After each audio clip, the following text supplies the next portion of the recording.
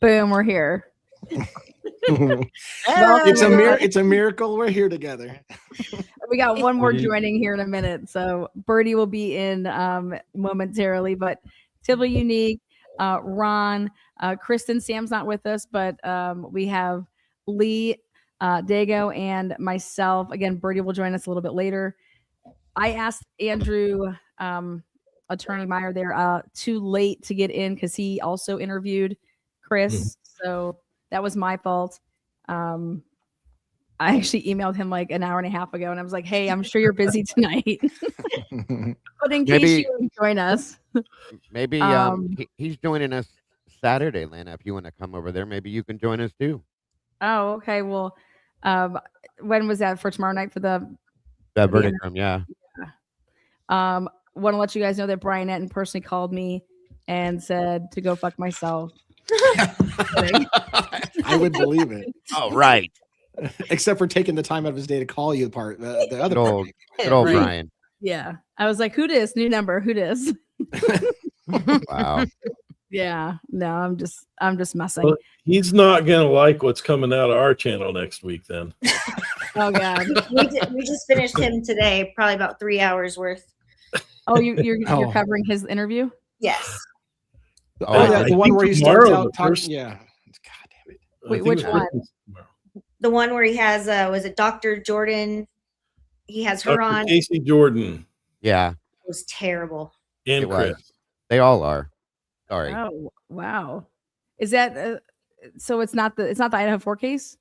No, it is. He talks a little bit about the book, and then he interviews. You know that FBI lady that does all the different cases. Oh, that one. That one. It was so bad. One with Chris was on it. Chris Wickham was. Yes. He interviewed Chris a little bit. Yeah. Chris was not happy with that. No. Yeah. No. I couldn't believe what they were saying. Like my chin was. Yeah. Now I know what you're talking about. I didn't know what her name was, but she has no fucking clue what she's talking about. But no. Nope. Again, welcome. This is not coffee, so it's hot sake. If any of you guys are out there, this is gonna be fun. Yeah, the more you drink that, the better this show is gonna get. Right. So, cheers. I want to thank Lee. Kicked everything off. Give a round of applause. I'm gonna shake it here. Thank you. Lee gets a nice little shake there. He kicked everything off with Chris. So I kind of wanted to start with you, Chris. Lee, about Chris. How did it all like when it was all said and done? What was your favorite part about having him on the show? Would you think was like I really enjoyed that conversation? Was it like what part? Well, I got to tell you, there's a story behind how the interviews even happened that I think is worth telling.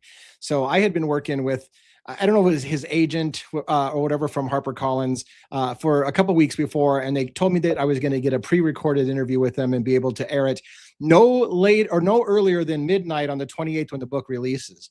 And then we were kind of hyping it up, and somebody in the chat said, I just picked up my copy at Barnes & Noble in Pennsylvania. And so I immediately sent a message to his agent or whatever, HarperCollins, and it created a shitstorm. We had phone calls, Chris and his agent, everybody calling saying, we just lost containment of the book. It's out on the shelves. Go, do your interview right now. You no longer have to wait. The dog's off the chain, right? And so they said, we got Birdie tomorrow. He's pushed up his interview with Birdie's going tomorrow. If you want to beat him to the punch, you have to go right now. And I'm like, holy crap. Like it was a scramble and a nightmare to get the interview done. And I was fortunate enough where Chris had told me, because I was his first interview, he said, I want to make good on telling you that I would be there afterwards to talk to your chat.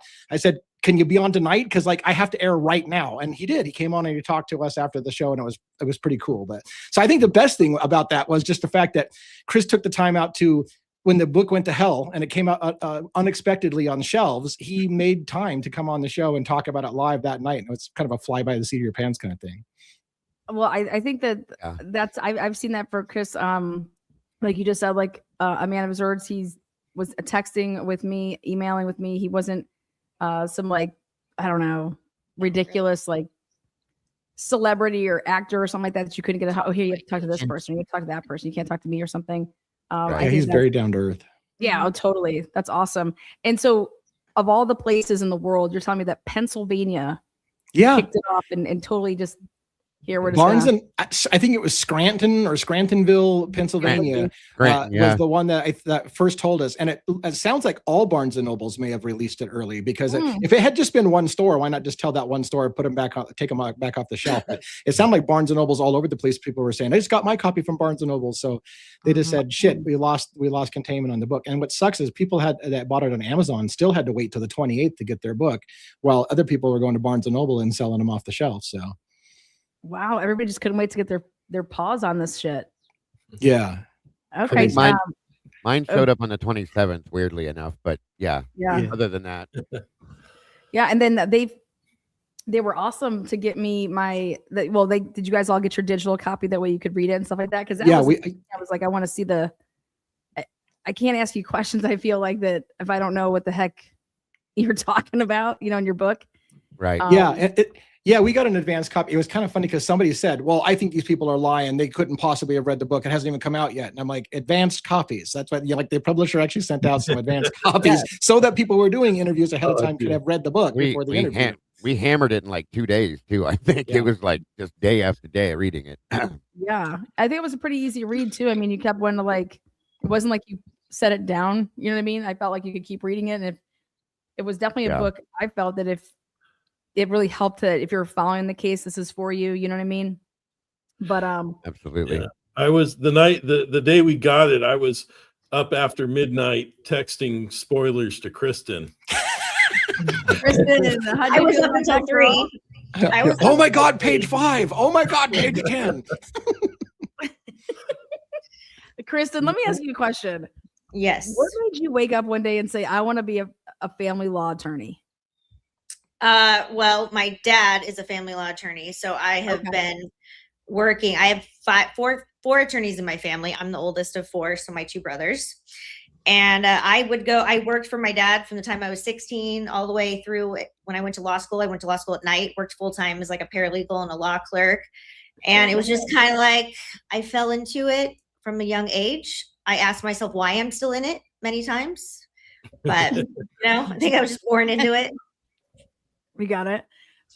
So Ron, how about you? Like family law, you're just like, out of law school, I took the first job that was available to me, which was with a personal injury firm. Did that on the plaintiff's side, did that for about 5 or 6 years, got tired of it, went to a business litigation firm, got laid off. And so sent out some resumes, and one that responded was, I got a call saying, this is, so-and-so from this firm. We do family law. Don't hang up. And he convinced me to do family law. And I've been doing that now since 2002. I left that firm, but an attorney that I was working with very closely at that other firm ended up over here with Kristen and her dad. And I kind of eventually followed him over. I've been there we're going on 11 years now. In a month, It'll be 11 years. So Kristen, your dad's firm hired Ron? Yeah. And then that's how you guys met? Yeah, and Sam too. So I'm one of the partners, and I've been with my dad. I've quit a couple times. He might say I was fired, but and then I went and did sales for a while. Didn't know if I wanted to be a lawyer. And then I was like, okay, I need to actually put this, $150,000 of student debt for law school to work. And we hired Ron. And then Sam, how I ended up hiring her, she applied through a Craigslist ad. And I literally yelled at my assistant. I'm like, what are we posting on Craigslist? And, that dragged up. Yeah. And then she told me she played soccer. And I was like, dude, it's a match made in heaven. And that was over 12 years ago. Wait, she was a TikToker? No, she played soccer. Her and I both played college. I'm like, soccer. wait, what? Wait, where'd you play soccer at? All my roommates played soccer in college. So I played at Jacksonville University in Florida, and then Sam played at University of California, Riverside. And so as soon as she told me she played, I was like, you're hired. You're hired. Yeah, if you're an athlete, you got to go. I was just shoshocked that Sam wasn't a goalie, because she's like my height. Yeah, she's very tall. I bet you she's listening right now. No. Well, Sam, we're sorry that you're not here, but we give you a shout out too. In fact, I'm going to ring the bell for you, girl. There you go. You get a little bell for you. Okay, so hey, you're gonna be Jacksonville. That's where you went to school. I got to go down there for a trial for the Shanna Gardner case. Why don't you come on down? When is it? I haven't been back in like 15 years. They just had an alumni game, and I was like, shit, man, I don't think I could run like down the field and back. Well, shit, girl, it's at the end of August, beginning of September. Okay, I have some time then. Don't worry. We're gonna welcome to the stage as well. I told you guys he'd be joining us late. Birdie, what's up? Hey, what's up, Birdie? What's going on, everybody? Happy to be here. What's up, brother? Thanks for sending the hive on over. Yeah, I just wrapped up. So I told them all that I would be coming on over here. So hopefully they all What show type up. of condoms? Did you What say type- you just wrapped it up? I thought I heard that right. I'm like, did you condoms? I was not aware your show was Friday that night. kind of show, Birdie. Oh yeah, That was gonna get be nuts over No there. wonder my wife loves to watch it every day. Do we have to pay a cover charge? Only when I'm a- Depends. It depends what type of content it's going to be. So Gotcha. The sake's kicking in, I'm pretty sure. I wish I could say that. I just started drinking it though. We went to Olive Garden tonight for dinner, and I had a glass of wine, and it was a 9-ounce pour though. So if we're gonna blame something, I gotta be honest, it had to be the wine. The sake hasn't got to me yet. So Is it true that if you heat the sake up, it makes it stronger? Like when you drink it? makes I've it heard warmer. that. I know it makes it warmer, but it doesn't make it any stronger? I don't know. I mean, scientifically, how could it do that? I don't know. I've heard that it does that when you heat it up. Maybe we probably need Brent Turvey out here to talk about that. Yeah, Yeah. good point. Talking about science and shit. Good point. Good point. Speaking of which, aren't you guys going to be interviewing Brent? Yep, we sure are. Monday. When is it? Because we get some. Yes. Come on, we got almost 1,200 people in here, guys. It's this Monday, right? Yep, Monday on May 4th at 3:30 California time, so 5:30 your time and 6:30 Eastern, right? Is that a live, Kristen, or did you guys pre-record with them? No, we're doing it as a live, and I'll tell you why. Ron, why did you want to do it live? Because he doesn't like how some of the interviews that he's seen of Chris have been edited. Oh yes, That's Oh boy. that's Brian. good. Good for Not him. talking about any Yes. of you guys. by Yeah, the way. we've been Of doing course. mine. Oh, Frodo. It's he said- honestly, it matters though. Like I say that all the time. I think that Steve and Christy would be better off doing lives as well because people have chopped up their shit too. I've been saying that since day one. I'm like, Yeah. Awesome. So he wants to do live. Like, yeah, ask. Is there anything off the table with that? We don't know yet. I mean, we've been prepping with them. We actually just talked to him yesterday. He's a really, really brilliant criminologist. I could listen to him talk for hours. He has he Could speaks talk for fluent hours. French. He gets Oui. French. No, I mean like cuss words. Oh, sweet. He says that for a lot. So I knew we were going to be fast friends. I was hoping you guys had him on pre-record because I was afraid that when he got attacked by Ann Taylor that he was going to get cold feet about doing the show, but it sounds like he's not afraid of that. So No. Not at Let's all. get into that. Let's get into that, Lee. Way to Yeah. break the ice. I love it. Let's be honest, guys. This week has probably been the most, I would say, talked about Idaho 4 case week since the plea. Yeah. Hey, Brian Colbert going to take a plea. And it's actually the first time that we've heard from Ann Taylor to give a statement.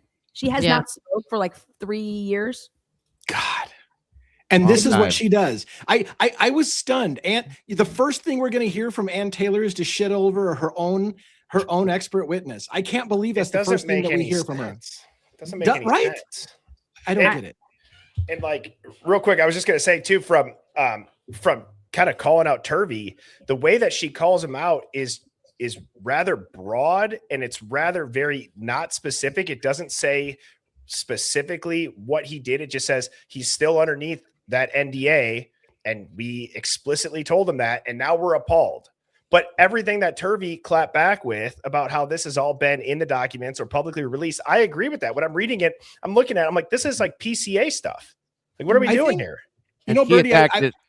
She attacked his reliability, which I think is where the problem Right. was. And that was shitty too. But I think what her biggest bitch was, because I was pissed the way she kind of said of Turvey, essentially, stay in your lane. And I'm like, he's a fucking forensics expert. What do you mean stay in your lane? That was basically what she said. But I think what she was pissed about was him making a comment about the evidence tag. Because she said specifically, we hired you to analyze the crime scene and nothing else. So when he started diving into how the evidence was handled and whether or not it would have been allowed in trial, then I think she got pissed because she's basically, we didn't hire you to give that kind of opinion. We hired you to look at, to analyze the crime scene and nothing else. But the crime scene led him to that. Like, where in the scene did you find that piece of evidence? And then Absolutely, you went with Kim. it. Absolutely. Yeah, And the other and thing would be is look at the billable hours. Those people, experts, are really, really specific about what they're working on when they're billing something. I mean, you guys as lawyers know that, right? Mhm. I mean, you're supplied the material that you want them to look at, and then they're billing you based off of like, and they don't ever, like, they just deal with the lawyer directly. They usually just have the contract with them, and Every 6 minutes they're billing. You know, Right? I've dealt with experts. I have cross-examined experts that I have also used. I would never dream of talking about an expert like she did. I think she's out of her depth going up against Turvey. Do you feel though that she did that because of that she more or less didn't have a choice? Because are you guys aware that they're trying to go after Ann Taylor for the Dateline leak? They're trying to say that she's a Dateline leak. I've heard that. Yeah. It's funny you mentioned that, because one of the theories I thought was this is almost like Ann Taylor is saying, hey, these leaks didn't come from me. So she's protesting super loud so that nobody thinks that the leaks that just came out in the book came from her side. Oh, fuck that. I didn't leak that. So it was almost like an overreaction on her part. You protest too much kind of thing. I don't know if she's trying to cover her ass or what, but that's kind of what I wondered if she was doing. But so one thing I thought was interesting about it is do you think that this obviously happens, this book comes out, okay, great. Brent, let's say that he never talked to Chris. Does the book come out? Probably not, because I feel like there's a lot of information in that book that Turvey processed for him, in my opinion. What did Chris Holland give them? There's a lot from Turvey. There is a lot from Turvey, but I think the book was going to come out regardless. Me too. Yeah, I agree. You just get a different source. That's a good point. Good point. Does anybody think that Turvey may have recruited Chris Whitcomb to do this? I'm serious.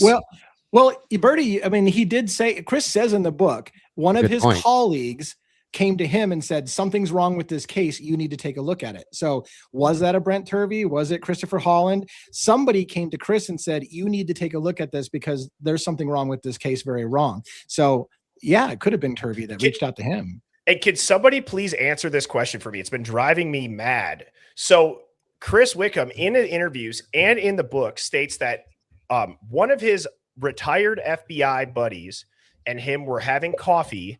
Chris is also retired. He had resigned, right? Mm-hmm. Yeah. So how do two retired FBI agents have access to this file? Like, they were just given it. And it's interesting that Chris Whitcomb said that his buddy was working on cold cases and then talked about this murder out in Idaho of these 4 students. So does the Bureau allow retired people to keep their clearance? That's one logical answer that I thought. And D, I see you shaking your head. Does anybody know the formal answer to that? How they get that? So you're saying if you're retired, right? How are you getting your hands on something that's You still have the same clearance. Yeah, because he made it sound like both him and the buddy that ended up giving him the 59,000 files was retired as well. Yeah. I mean, He was talking about this in someone's interview with him, and I thought he said he got it from experts. I have a clip of it. I mean, not that we I don't think. Interview. I mean, I used to work for the intelligence agencies in a computer tech kind of thing. I was a tech for the 3-letter agencies and stuff. But I can tell you this, like, I don't think there's anything, unless it's off the books, of keeping your clearance when your job's done. Like you get debriefed, you get read out of your clearance, and then you're done with your clearance. Right. But I don't think anything that he's talking about is a top secret clearance type issue. But the way that Turvey referred to him, if you remember, and it makes me wonder how many other people he has like this. Turvey said Chris is a very close personal friend of his. That's his statement. How many other close personal friends does Chris have that might work within the Bureau or so on and so forth is what my question was then. If that's how he ended up with these things, possibly. Yeah, and he I also said don't that Brent think was a it close friend, right? Yeah, very. They're both. Brent and Becca are also very close. Yeah. There you go. I So don't think it was Turvey. Turvey it seems to have been, at least with us, very careful about what he gives. Yeah, he was the same way with Chris. From what Chris told me, he's like he'll tell you straight up, like, I can't talk about this, or this, and right. But before he's even. But did you guys notice how in all of the interviews, Chris would also say something along the lines of, well, you'll have to ask Turvey. Like Chris was going into these interviews knowing Turvey was most likely going to make his rounds to talk as well. And it wasn't necessarily exclusive to just Whitcomb's book. So that's the only reason I ask, is it just seems like Turvey was the source of a lot of information for Chris outside of just the part of the sheath and the chain of custody. Right. I feel like his source with Chris, or Dr. Turvey's source for Chris, was explaining all of the crime scene. And that was a lot of his book. And then he was using Paulette Sutton's report to show just how ridiculous, what you're saying is. Yeah. Right. Here's a question that I've had on my mind since the moment I found out that this book was going to be coming out, but more importantly, the implications where it's like, once the crime scene photos came out, we all knew that we didn't need an expert telling us something. We didn't need, you guys, use your eyes, use your brains, look at this crime scene, and you cannot tell me that this happened in 4 minutes. You can't tell me this happened in 10 minutes, 12 minutes, 13 minutes, whatever you're trying to claim with that white car. So this is my question.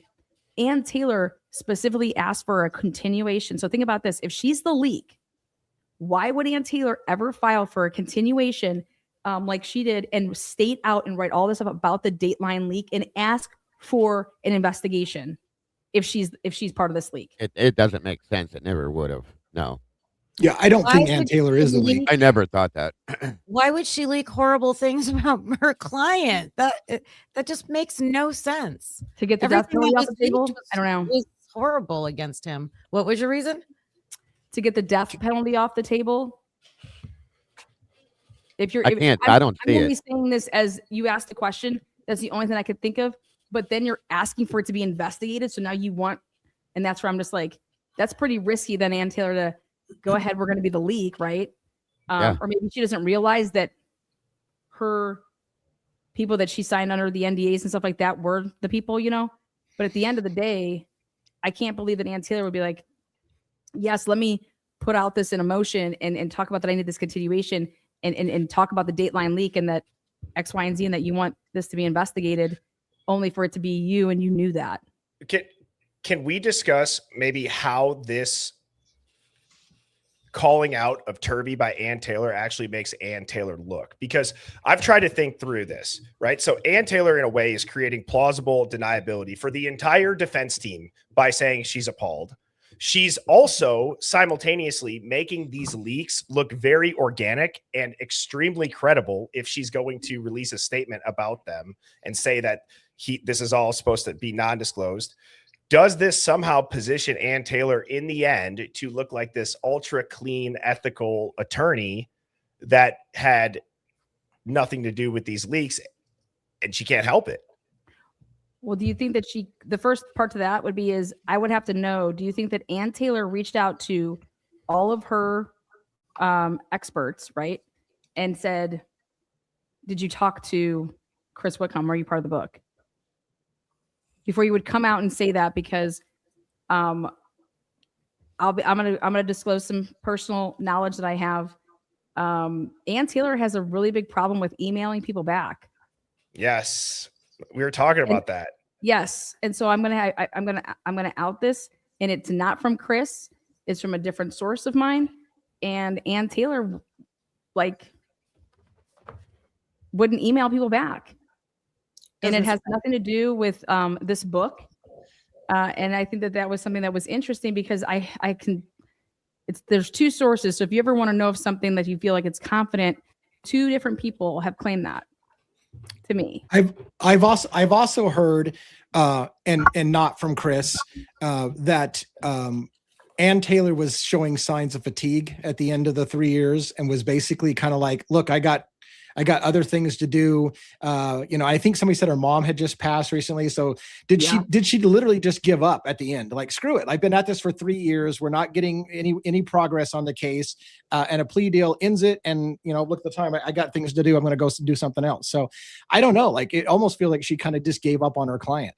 But maybe it's really harsh. I don't know. Well, I thought about that, but then I'm like, if she wants to keep the NDA in line, it seems like they're trying to do something. And a third source of mine, so I have 1, 2, then the third one is saying that Ann Taylor 1000% believes that Brian Colbert is innocent.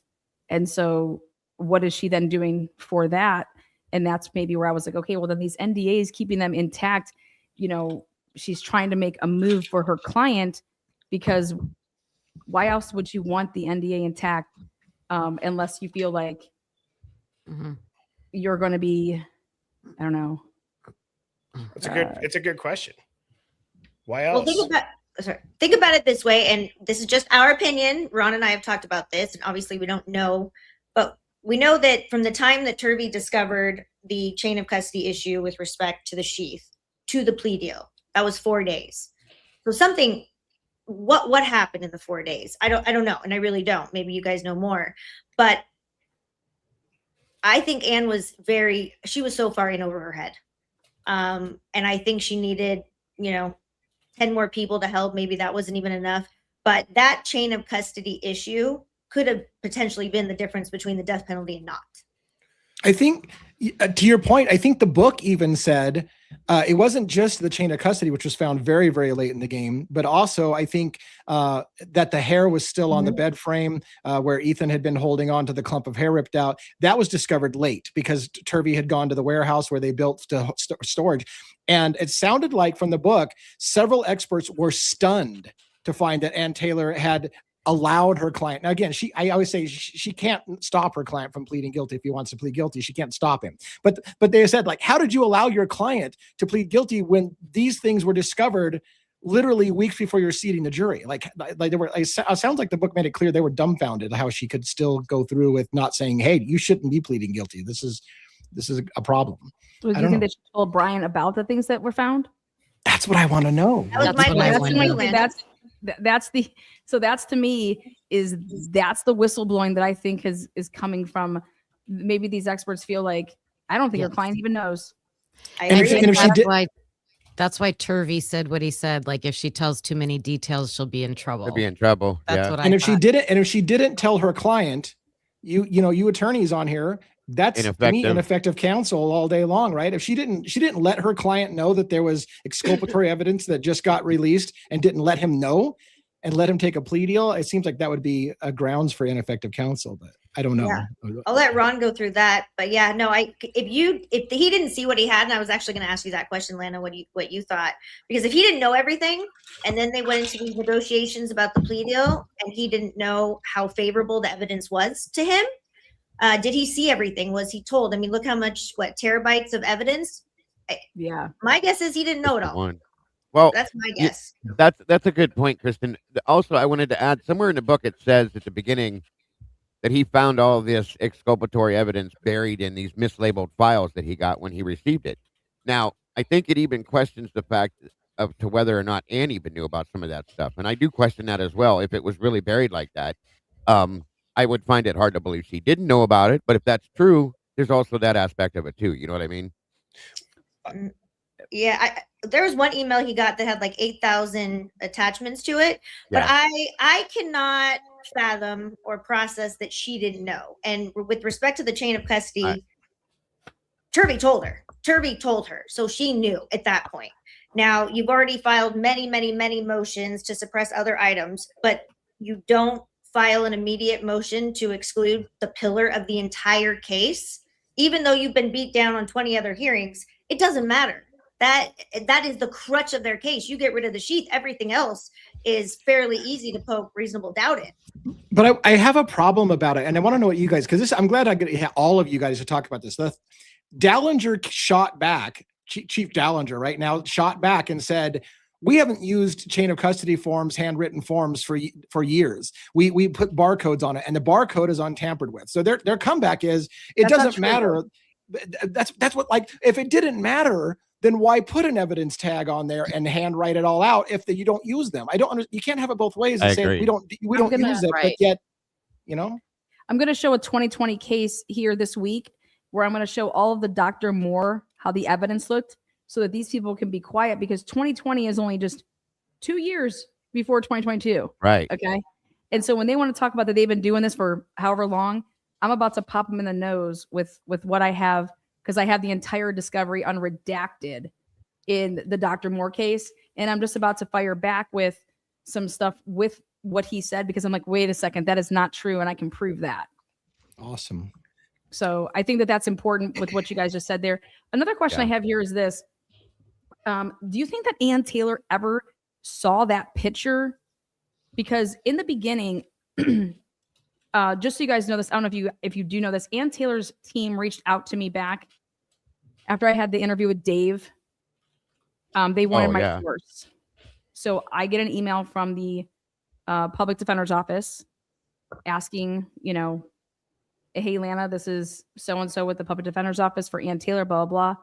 And we are very interested in your source. In the quotes, it said Dave.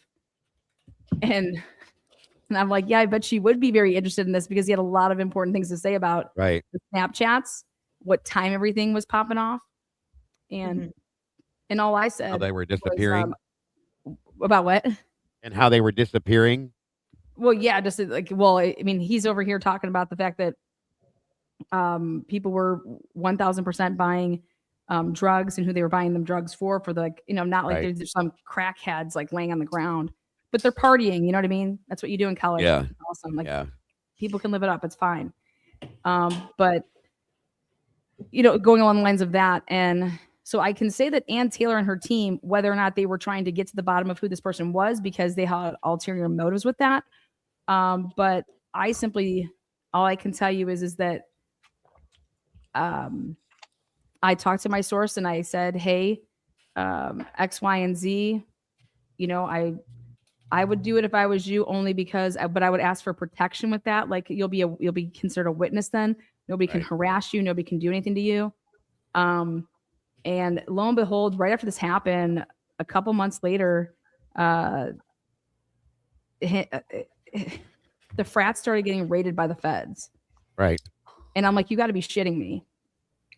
And that's when I was like, and Dave, hit me up, and he's like, what should I do? And I'm like, I would call up Ann Taylor's office, and I would tell them exactly what just happened. And I would tell them that you want to be put on a witness list immediately.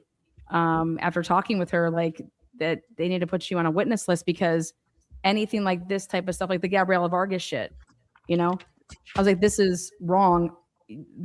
I was like, have you guys ever been rated like that? No. So, wow, your name possibly could have gotten said, or somebody could have, you know what I mean? Like, and then all of a sudden this happens. Now, this was after all of the Keaton Young stuff as well, though. So that's an X factor. But I saw Ann trying to do her job. I just don't think that she fully understood, just like in the Moore case, that the time of the crime, why are you just accepting that? You guys feel like that she just accepted the time of the crime? Right. Yeah. Because from what I've been told, Chris Holland has been screaming from the top of his lungs that the crime started at 2:53, like right after that. It's funny you mention. Well, it's funny you mentioned that, because that was my biggest criticism of Chris's book, as he seems to be focused on the time frame is correct. But and I'm like, well, one, your book makes an argument it couldn't have happened in that amount of time by one person. I think it would be hard to have it happen in that amount of time by multiple people. And yet when I kind of asked him about, I tried to push him a little bit to try to see if he would expand the time frame. Like, no, it happened during that time window. Like he seems pretty locked down that it happened from the 4:05 to 4:20 window, which I don't think a lot of us are sold on that time frame. Maybe he has to be. Birdie, Well, I would agree with that. I said that I find it rather odd that nobody that has even relatively come close to speaking out against the Idaho 4 case and the fact that it maybe wasn't Brian, nobody wavers from the official timeline. And I found that very surprising with Chris, especially. And DA, I watched your interview. I actually watched everybody who he was on, and he did not waver from it in anybody's interview. The other thing is that I find it kind of odd that the story, as far as what occurred inside of the house, especially in the living room, although, yes, it's been brought up and brought to light now in the mainstream with Chris's book, I do find it odd that the scenario that they said that happened with Brian right? That if it was Brian, they said that that's the scenario that happened. But if it's not Brian, does anybody find it weird that they still say the same thing played out within that living room? Whether it's multiple, I don't get that. For sure. So they knew something happened. I want to ask you this, what do you guys think about the time? Yeah, go ahead. Yeah. Go ahead, Ron. Well, it seems to me that they're tying the timeline, or at least Chris is, to that DoorDash delivery, because as I understand it, the expectation is that was for Xana. Xana got it, and it was in the kitchen. That may have come while or at some point right around when the murders were happening upstairs, because as I understand it, Chris says that he believes the murderer or murderers came down the stairs, saw her in the kitchen where she probably was there with the DoorDash, whatever she got DoorDash, chased her into her bedroom. So I think that's why they go along with at least that general time frame. I asked him that question too. I said, have you seen, that was when during the interview, I asked him, have you ever seen the contents like of what Xana had? And as far as like Ethan, Xana, like Maddie and Kaylee, because we know that Maddie and Kaylee had just ate, right? So I would love to have seen, a comparison of where Maddie and Kaylee's digestion, wherever that would have been, right? Compared to if you're saying that Xana, ate her food, where it was, like, just to compare all three. And when I asked him that, he said, no, I hadn't seen it. And I said, okay. What? Wait a minute. I asked him the same question of stomach contents and he the changed autopsy. the answer, Lee. Yeah, I asked that question in your chat. He changed the answer. He said he couldn't speak on it in your interview, and then in Lana's he said he didn't know. That was two different. I think he said in if I can't speak on it, maybe he means that I can't speak on it because I don't know it. That's what I thought too. Maybe. Yeah. I thought he said he saw it on DA's. He said I saw it, but I can't talk about it. Yeah, he kind of deflected. I don't mean to interrupt it. He kind of deflected because he said, well, there was French fries all over there. Like, he gave a really weird answer when I asked about the stomach contents. And he goes, well, there's French fries all over the floor. And I'm like, so what does that have to do with whether you saw the stomach contents? And, right. And digestion? Yeah, what if Dylan had that in her hands on the plate because she was eating it and she walks in and she saw it, or like freaks out and right. I'm just saying in terms of like, but. Well, think about also with the timeline, think about Dylan is clearly not credible. Okay. And if that's your main eyewitness, you're in really some hot water at trial. You're in trouble. Or if you use Dylan to say that she's heard Kaylee's, because I thought Ann Taylor was going to go this route the whole time, because she was saying in order for Dylan to say that she heard Kaylee, this happened earlier. You get what I'm trying to say? That's why I always thought that Ann Taylor was going with this. When she was like, you guys switched it and made her say, oh, but it could have been Xana. And it's like, that's when I was like, Ann Taylor's got this. She's totally going to go with this earlier time frame. And why wouldn't she? Because you can have, where your client is and he's not there. Right. And so I always thought that I was like, dude, I'm telling you, what come trial, she's coming with this because of how she made a big deal about it in her argument with the motion limine. They can't even put Xana and Ethan in that house at that time that they say that the crime is. Right. I was going to go to that next. That was going to be my next topic. I can't. Sorry, I was just going to say, before you move on, did you guys watch that new AZ Get?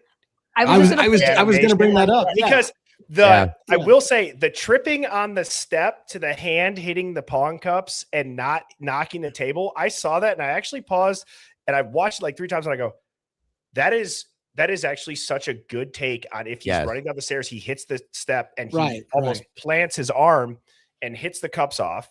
And also, I thought I was just to finish that. Oh yeah, go ahead. Sorry. I thought it was odd that the water in the police body cam that she showed looked much more wet on the ground. Is that what you were going to say, DA? Sorry.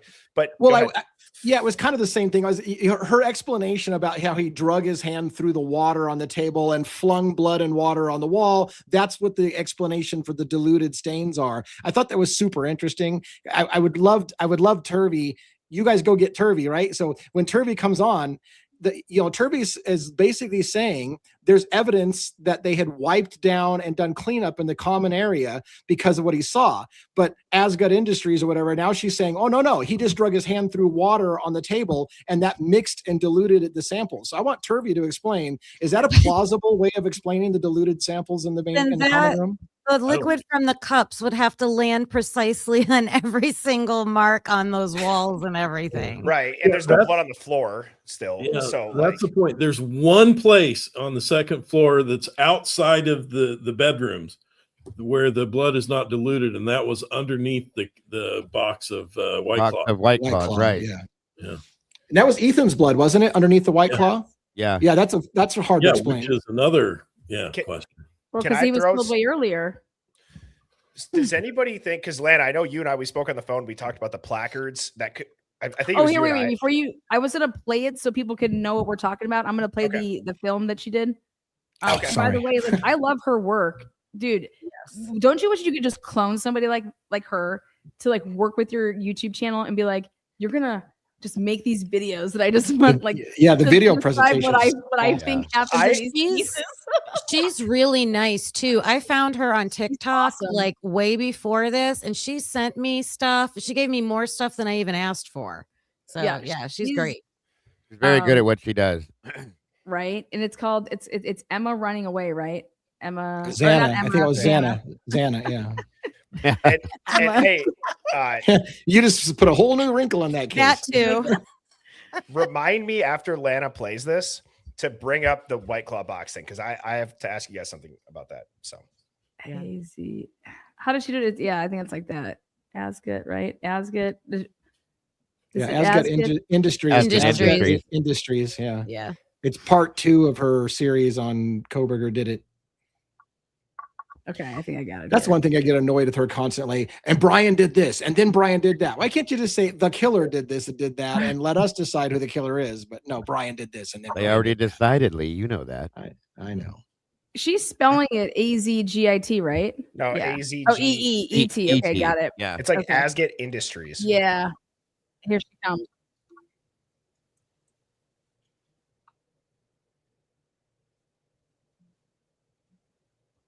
Make sure you guys go over there. Asgut right here, Industries. Go ahead and give her a like, hit it, see, thumbs it up. There you go. I'm gonna share it too.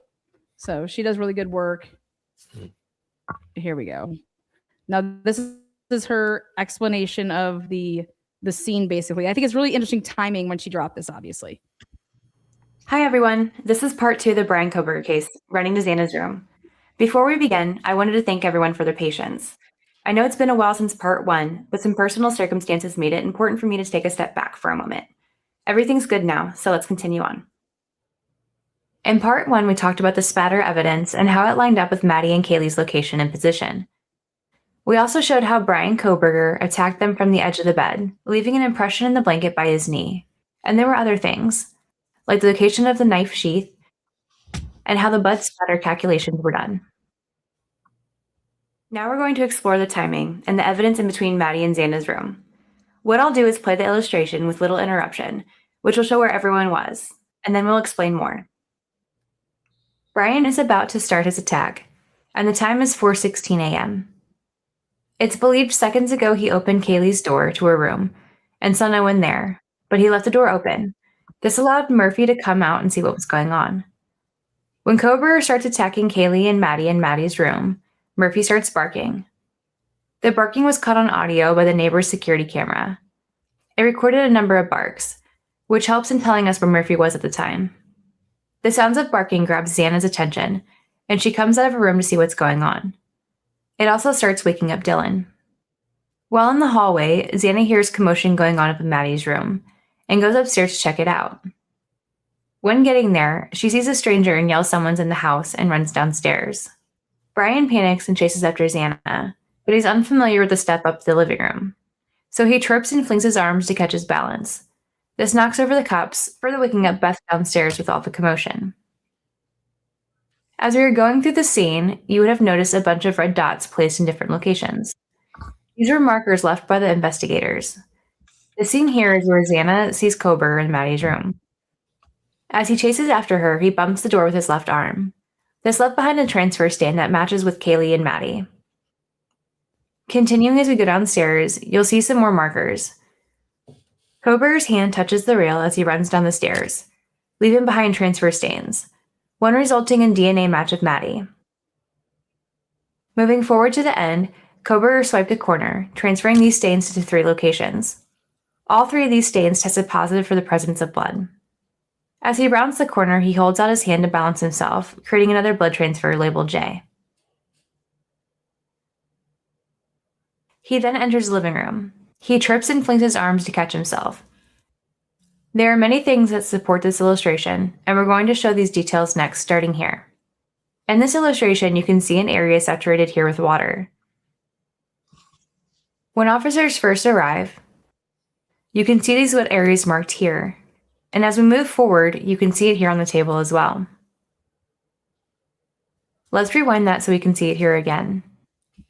In later photos, the water has dried up, but it is visible here and in many other videos. Here's another view from another officer's body cam.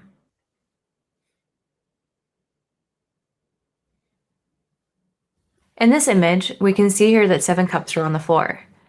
The other 3 cups remain on the table. Together they made up the triangle at the end. In this section, you would see how the cups would have been set up, each of them holding an inch or 2 of water. Because these cups remain undisturbed, including the bottle on the table and a few other items, it's believed the table wasn't bumped, but instead that the cups were struck from the side. In Beth's interview, she recounts hearing the cups hit the floor. You heard the pong table slide on the floor like someone had bumped into it. Mm-hmm. Did you hear anything? Cups fall or something. You heard what? Either cups fall off of it or like the table moved to the side. Let's look more at the living room. Here you can see a list of different markers of different stains found throughout the area. All of these markers were diluted with blood splatters. What happens is, Koberger strikes the cups, and then flings his arms back through the fluid, diluting the blood on his gloves before it casts off to the wall. Because Xana was in the path of the cast-off, it creates a masked area where no stains are found, which is illustrated here. From the time the attack started in Maddie's room to entering the hallway of Xana's room, only 1 minute of time has passed. Thanks. Okay, so I just have one thing to say about this. If this was accurate, right, why wouldn't have this been in Paulette Sutton's report as the rebuttal? Yeah. Good, very good point. So right along with the naked guy running through the house. I will just say that also, this doesn't explain then why is there no blood of Maddie or Kaylee in the room of Ethan, or where Ethan and Xana are? How would you not transfer any of the blood onto any of those spots and have the mixture of at least Maddie and Kaylee with either Ethan or with Xana or all of them? There's no blood mixture. Right. That's what I was getting ready to ask you too, to add to that, Lana, because that would make 0 sense. There would have to be. If it came, his gloves are covered in blood. Right. It would have to be. Mm-hmm. I'm sure he didn't stop right there mid hallway, take his gloves off, and put a clean pair on, and keep going. No. It's not possible. Didn't the book say Sutton thought that the killing was done in the nude as well? Yes, that was brilliant. Yes. Well, that's why there was no blood or DNA. We need to emphasize that point more, that if that scenario was true, he would be covered with blood from upstairs, and that would be transferred into the other room. It would be all over Xana's Flying bedroom. off. Yeah, it would be My flying. other question is, how loud do you think those plastic cups are when they hit the floor? I've argued Not that ter- since she said that. Yeah. They Yeah. weigh about an ounce apiece. So Not terribly loud. And do you think Xana would have been screaming? No, Like, because what remember noise- Koberger stabbed them in the lungs and they couldn't scream anymore. So that was the Because answer. to Xana's that. running. Yeah. So she's breathing. the cup. I is a know. big- I know. Yeah. Yeah. It's freaking. Yeah. So also it would be what do you guys think about the fact there's like if you throw in a golf club, something that could have when you're swinging it as a golfer, if you're able to go like, 'cause it's obviously way longer than a knife, right? You're able to go and hit the velocity, like the trajectory that you need to get for upstairs in the bedroom to Yep. hit the door and to hit that other wall, but then also running down the stairs, right? Or if you're coming down the stairs and you have it, but as far as Yeah, the well- extended diluted, Go ahead, That room in that 3D thing we just said doesn't look big enough to use a golf club to bludgeon somebody. It's just that was smaller than I had pictured the room, and I just don't see anybody really swinging a golf club. I asked Chris about the golf club. I can't remember. Do you remember me asking him about the golf club? And he kind of gave Yeah. a non-committal answer. I think Yeah, that was he- How about the interesting. living room? Do you think there's enough space in the living room to swing that? Yeah. I think there's enough space, and I also think too, one of the things that Dr. Turvey does say is he calls it a scabbard, not a sheath. Right. And so I start looking up scabbard, and what I've learned is that all sheaths are scabbards, but not all scabbards are sheaths. So if you look up a scabbard and you look at the belt line and you look at something sticking out, if you guys all Google scabbard, I think you're going to be rather surprised at how much bigger of a weapon goes in a scabbard that could also be swung similar to a golf club. I'm not saying it's like a full-on sword, but Like a machete. It could be something bigger like that. Yes.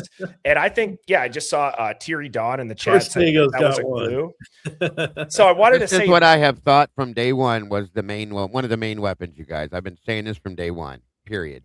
yes. And I do want to say about Asgat that like we all said this, but it needs saying again. Man, if I was the prosecution team, I want her building my slide. She could convince a jury with that shit. She does really, really good work with those videos, and it's super convincing until you break it down. And so the first time I saw it, I was like, damn, that's a pretty good answer. But then you start getting into the weeds, and you're like, wait a minute, that doesn't answer this, it doesn't answer this. But yeah. and I think the biggest thing it doesn't answer is Ethan's blood. Undiluted, right? Undiluted on, and now let me tell you something, ready for this? Undiluted on the ledge, as we know, but ready for this? Do you recall in Dylan's interview when she said she left the house to go to the Sumac High party, she ran into Maddie, and Maddie had the case of the claw. Yes. Maddie had the case of the claw, and so the White Claws. And so think about this. That would mean that Maddie sat down the case of the White Claw. Okay. When? did she set it down? So think about this. You don't want to go all the way upstairs. Remember, in college, you've been drinking. I'm not walking all the way up there. So I'm going to sit it down. Let's say right when I get in the front door, because I'm meeting up with my friends, and then we're just going to be hopping in this, this rig. Yeah. And so, but when I get home from being at the club and my little box is still there, then I'm going to pick it up, right? And then I'm going to walk up and I'm going to set it down at the 156 time frame when I get home. Or potentially if when Dylan and what's her name came home. But what it would seem like is who is just going to be picking up and moving around the White Claw box, other than why would you ever be picking up and moving around multiple times, right? During the cleanup. Yeah, that's what I thought during the cleanup. Very good point. That's a pretty stupid way to cover up. Like, do you think they're not going to look under it? Well, but I don't think it was intentional think covered up. I think it was what just what it shows to me though is that the reason the diluted blood or that blood didn't become diluted, right, is because the White Claw box was on top of it, shielding it. Yeah, and that would mean that if you really think about it, is there like, why aren't we talking about the fact that Ethan could have been killed first? I've always wondered if there was Said that a long time ago. Yeah. Sorry, Birdie. No, you're good, Ben. You're good. I always wondered if there was more like numbering issues than just the +6 with pain. That could have also explained maybe why it says it's Ethan's blood instead of right. So for how long we thought it was Xana's and it's actually Kaylee's. Did Payne do something else that he didn't maybe disclose, or did it get jacked up that way? Yeah, I've been trying to go through to figure out, were you guys not blown away when you're talking to Chris and it's like, hey, so what did the police go with to determine things? And it's like, what time did Maddie, what time did Xana and Ethan get home? Mm-hmm. You guys, they don't know. Still don't know. They still don't know. Yeah. 1:45. Do you guys believe that they don't know? There's really no believe evidence for that. No. There's no evidence. They're like unaccounted for from like one of them's at like 10:30 and one's 12:30. Like nobody knows where they're at. But we can at least say, do you believe Lakeland enough to say that if they would have come home, so think about if they would have left Sigma Chi, right? This would have been like the ultimate perfect storm. Think about this. She leaves, right? And just misses them coming back because she says that she doesn't see them. But but think about this. When she went to the bathroom, why did she make it a point to take a video of Ethan's pants? Unless something weird was going on to like, if you're, when you would, I guess it's a form of like hazing, but like, what do they do? Take his pants off because he was drunk and like, why are you recording for the purpose of recording his? Did you hear that interview when she was saying? Yeah. That, Yes. I thought it was always in the background, like that I happen to be taking a selfie and then you could see the pants. But she straight up in the interview said that she recorded the video because of his pants. And I'm like, that's weird to me. Very, very strange. Very weird. I've never done it at a party. Have you? No. And can I bring up a point real quick? Is if you read in the I guess the timetable that they put in the book, so on and so forth, am I the only person that feels like there was something strange going on around Ethan that night, in some aspect at least? And the way that they question the frat kids about, did Ethan have any weird apps on his phone? Does Ethan he has these buckets of friends that are like his frat brothers, and he's got, 1122. Is there any other buckets that he would go around and maybe just disappear? So they clearly were concerned. I agree, Dago. They just wanted to talk about how beaming their relationship was, him and Xana. There was a lot of strange messages back and forth between different people. If you put them together in different periods of time, it started making me. We were talking about this in my show, I think, with Kim the other day when she was there. It just, if you put everything together as you read it separately and then put it back together, the time periods, it's just, there seemed to be something strange going on around him all night, in my opinion. So I did Ethan's timeline right next to Xana's timeline chronologically today. And what I discovered was when they said Xana went to Allie's apartment, was both times was when Ethan got the text message, "You're getting cheated on." Yeah. Like they lined up. And he's not, she's calling him and messaging him and he's not answering, but at the same time, this is happening, that's happening. I'm like, something's off here. It bothered me. So that's why I brought that up too. Yeah, there's not reasonable responses. When someone when Ethan gets text that he's getting cheated on, at some point you think he might ask Xana or somebody else if that's true. But a lot of the answers do not correlate with the questions being asked. So is there social media posts going on in between all of the, the texting? But I think Outcast did a video on this the other day, and it was right. Like, it's not a normal response. If someone texts me and says you're getting cheated on, I'm going to ask, what, where, what, who? Yeah, what's the proof? What do you know? Yeah. And then we just keep talking. It's not natural. It's bizarre. Absolutely. I agree with you, Kristen. And there's a couple other things mixed in there. Pete, you okay? Things like that. They're thrown in the mix too. It just makes me wonder, like, what the hell was going on that night? You know what I mean? You good. Well, he doesn't respond. Yeah, that's it. If you look at Ethan's, like, the outgoing command. So that's what I wanted to find out about Ethan's phone. First of all, I will tell you when it hit on Wi-Fi, because earlier in the night, his Wi-Fi stuff is on because he hit on the Air Vandal, so he's clearly his phone's on to be receptive of that. And so when does he get on the Wi-Fi at home? Like, why aren't you using that? Why aren't you using that for Xana? But he never, I was looking at the outgoing, and if you go through the timeline, Ethan's phone is never making outgoing commands, meaning that a human had to function it.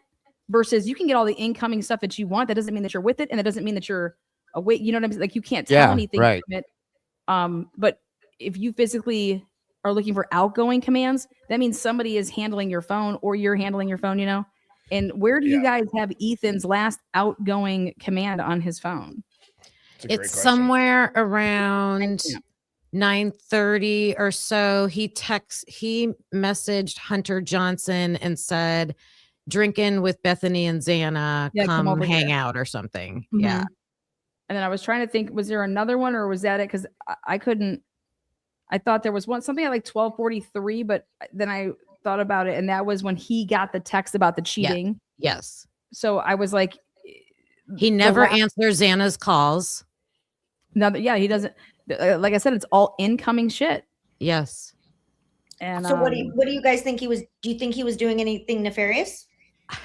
I don't think he's with. Well, same thing. I think like why all of a sudden Kaylee and Maddie's phone stop at 2:53, 2:52 is not because they fell asleep. It's because they could not use a phone any longer. Right. They could have already been gone. Right. They could have already been gone, So- or they could have been incapacitated already.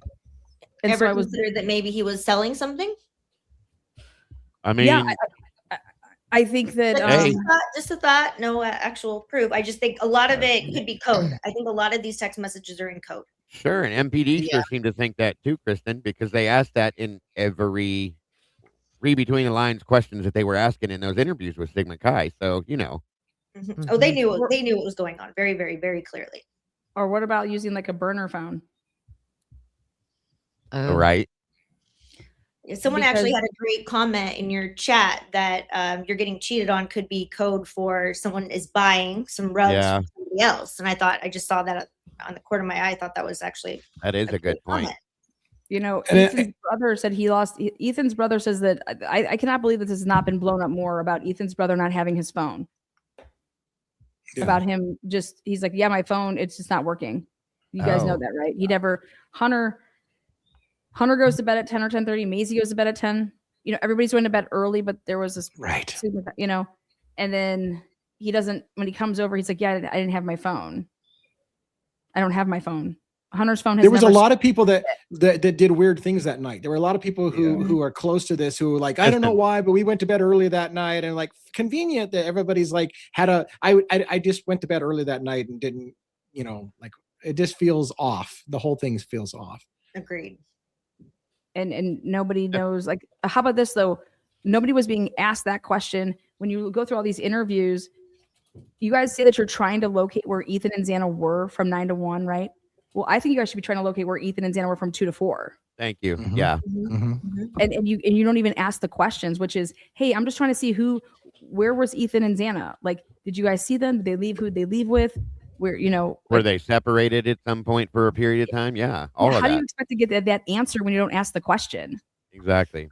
So Lana, here's a question for you. You know how I think Dylan was wearing the Apple Watch, right? It was her.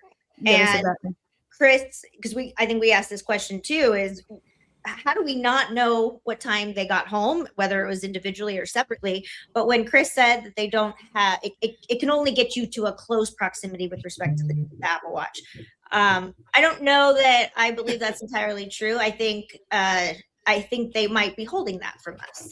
Chris literally has in the book that Dylan climbed flights of stairs during the time that she said she stayed down in the basement and never came out of the basement. And he's in the book. He's listed, I can't remember how many, like 2 flights of stairs, and kind of hints that Dylan might have been the one that let Murphy back into the house if Murphy was indeed outside barking. Now, I'm not even sure that we can definitively say it's Murphy barking, but the point being is that he points out that her step movements, how far she moved within the house, and how many flights of stairs that she climbed. So how do we not know when the watch was at the house? Well, the thing is that it's like when Jennifer McCabe had her phone with her and her watch. It's 2 separate. Yeah.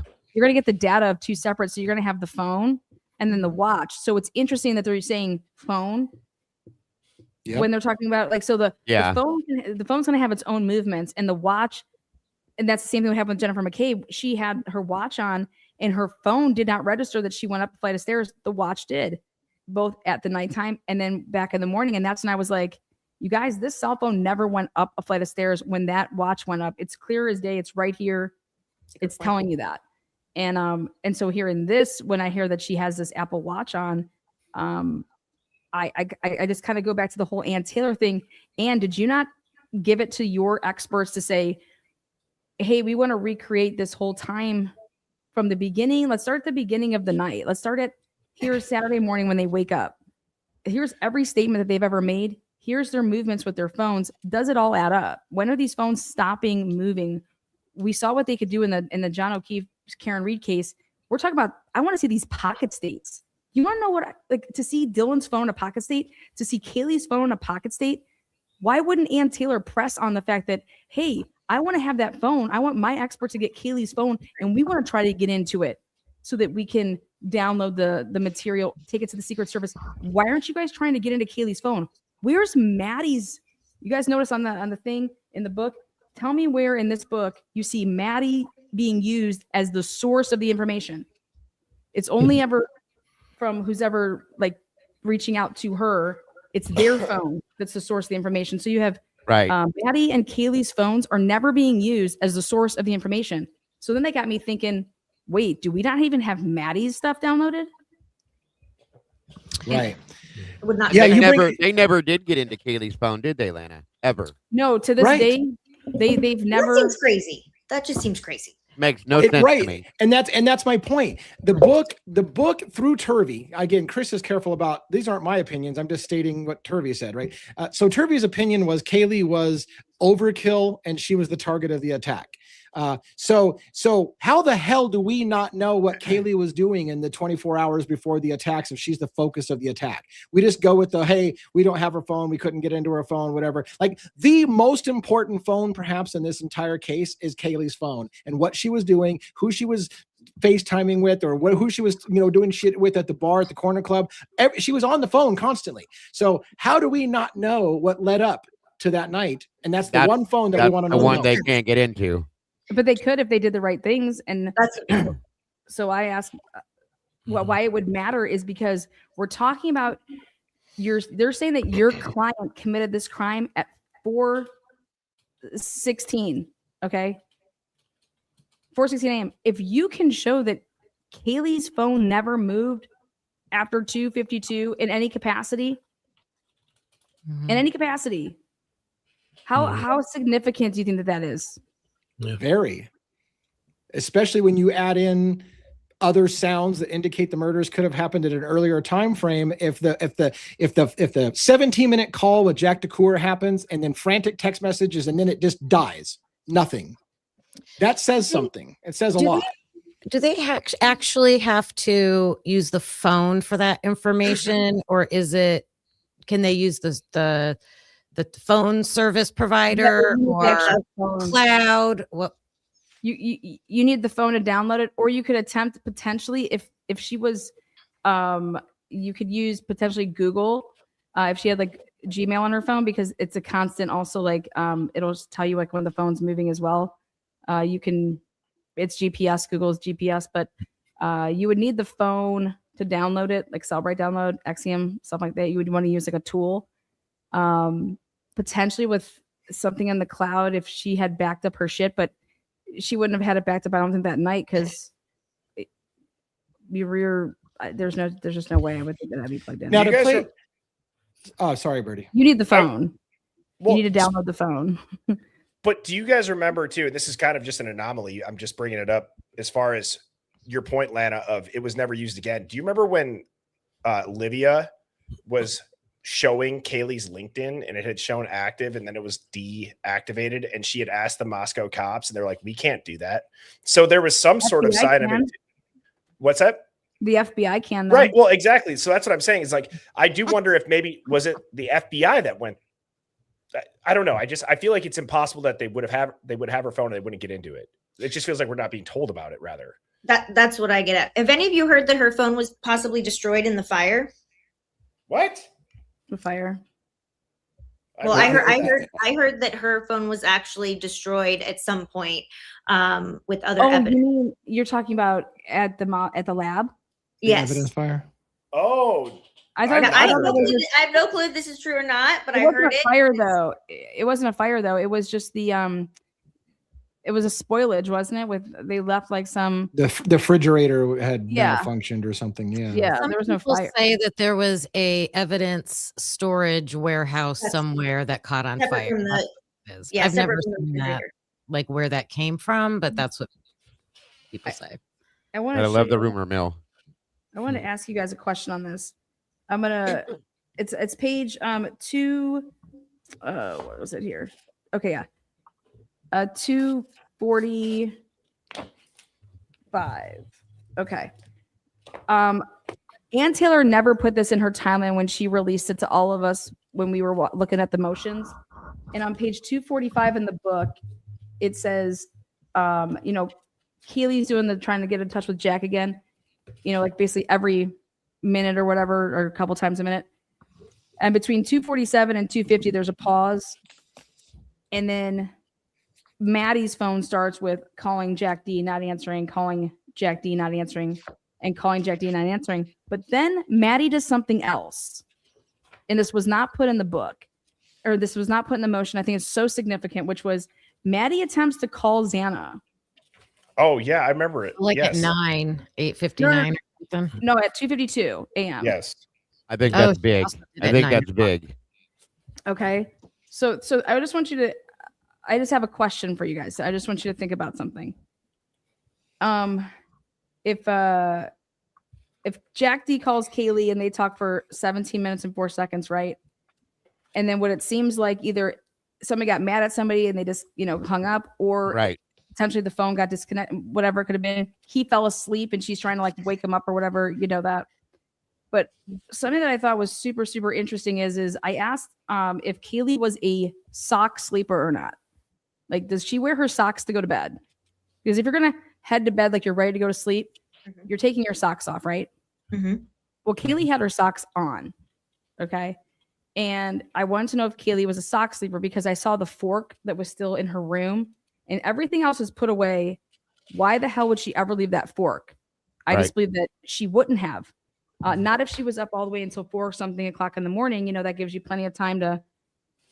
Especially if you're gonna go down and dance with your dog, you would have your phone with you. You're gonna get those steps in. So I want to know your guys' opinion on the fact that the fork was there. She still has her socks on. Okay, and that At least one of them. after Kaylee tries calling Jack D and her phone stops at what is it? 253. 253, yeah. But before that, Maddie tries to call Xana, no answer. And they use Xana's cell phone to show that. So, and then at 253, Maddie tries to call Bethany, no answer. Guess who Maddie doesn't try to call? Dylan. Right. So so Maddie's phone calls Xana at 252, no answer. Then Maddie's phone calls Bethany, no answer. But there is no Maddie then trying to call Dylan, for example.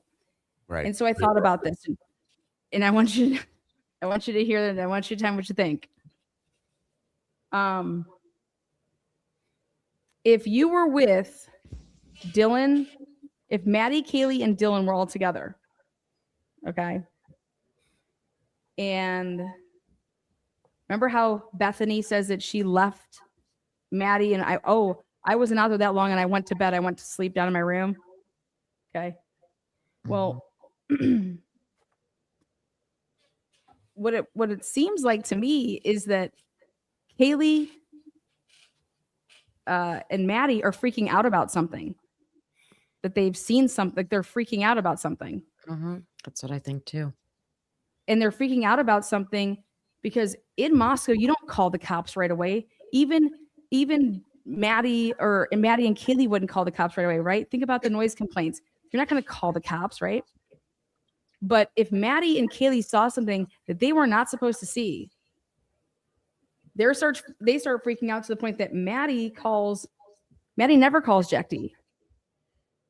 Okay. Maddie never calls Jack D. Jack D even said that that's strange. She's never called me. And then after that, Maddie calls like I said, Xana and Bethany, but she never calls Dylan. Interesting. Right. And Which so, could be the person she was seeing doing whatever she was seeing, possibly. well, what if you're seeing? So what if Ethan? Remember this? What if Ethan is in Xana's room, dead, blood all over the bed? Xana isn't there yet because remember the reports that we have. We already think that Xana They're and separate. Ethan might have not been together, even, right? Yep. Right. And so why would if Ethan's dead in that bed and those two girls saw it and are like, what the fuck? And they're just standing there maybe with Dylan, right? And so they call Xana. Maddie calls Xana, and then she calls Xana, and then she calls Bethany. But she called Xana first. Okay. Ann Taylor never told us that. Ann Taylor left that out of the thing that we got, which was, to me, when I went through it, I was like, wait a second. Maddie called Xana as well. Maddie called Xana first, and then she called Bethany. Neither one of them answered. Okay.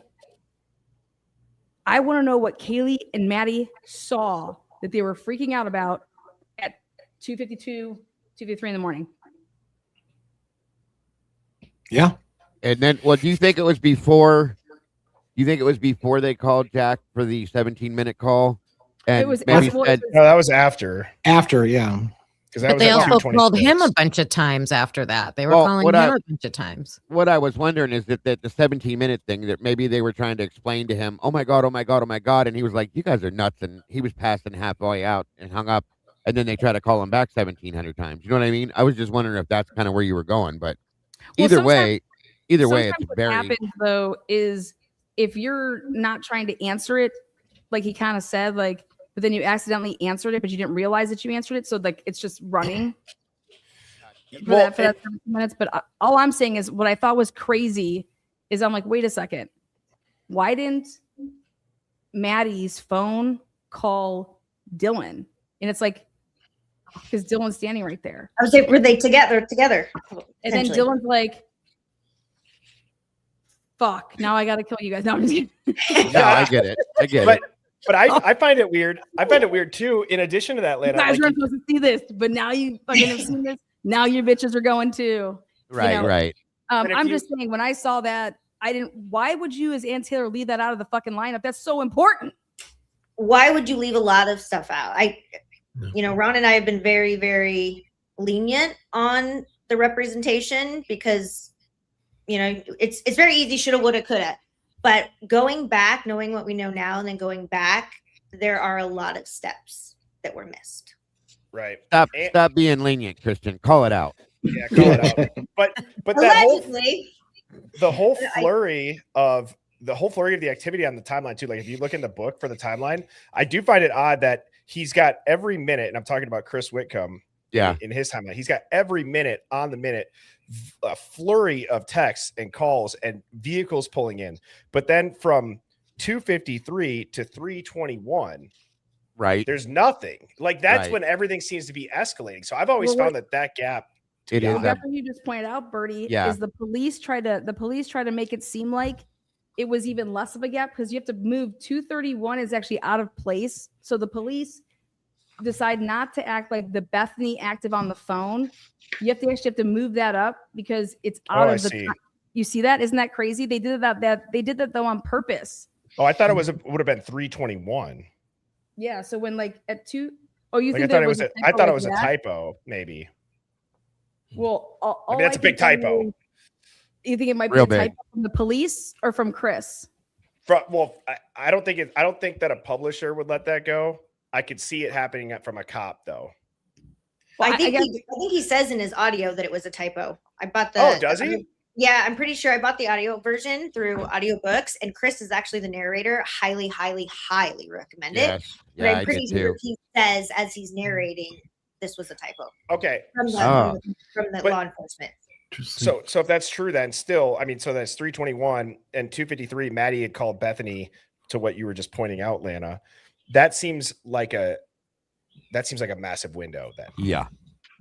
Yeah, you mean like as far as like Maddie calls Bethany at 2:53, and then the next time that they're talking about anything is at 3:20.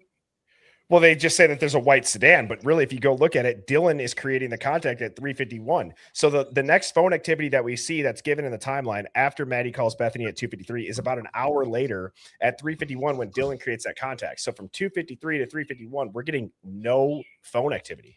Right. Yeah, that's what I'm saying. Like 1000%. That's what I'm trying to say is what was happening. And I'm trying to tell you that it was not just involving, Maddie and Kaylee not doing anything. It's all of these other girls' phones not doing anything. And I'm just like, hello, what the fuck? Anybody that's a digital forensic person would be pointing out this huge, huge problem. And I think that's what Chris Holland was trying to do. And that's who I want to interview. Well, okay.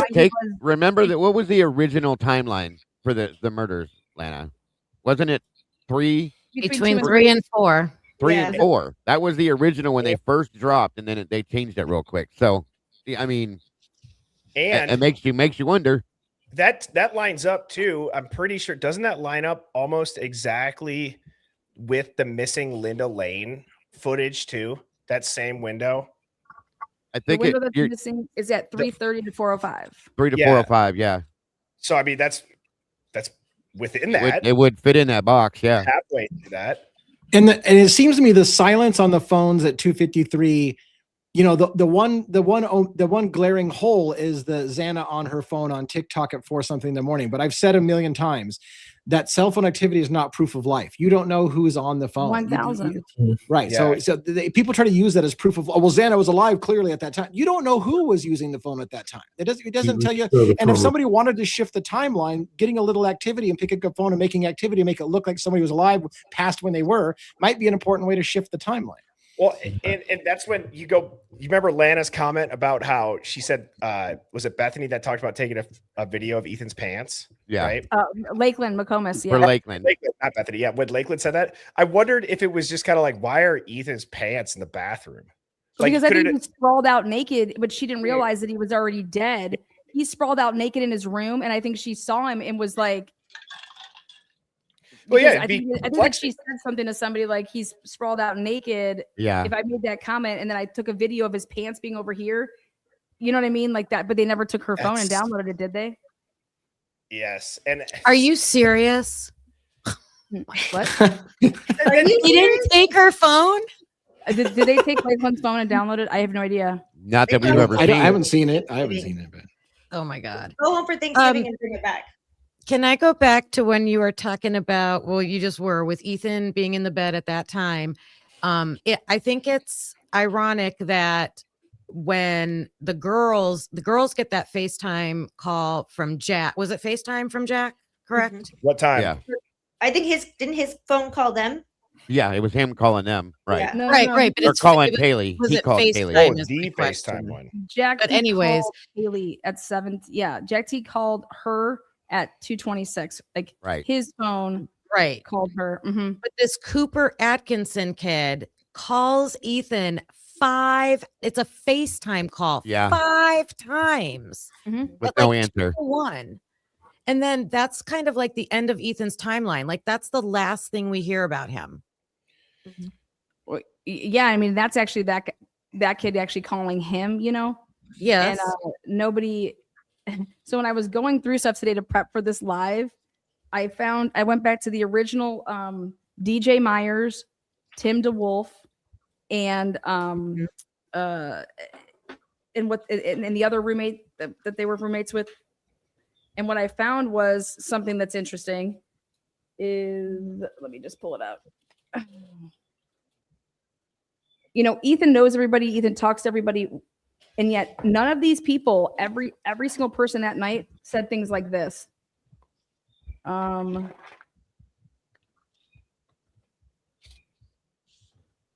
is it? Okay, here. The last time one of these kids saw Xana and her roommates was at the Whites, and that was at 3 or 5.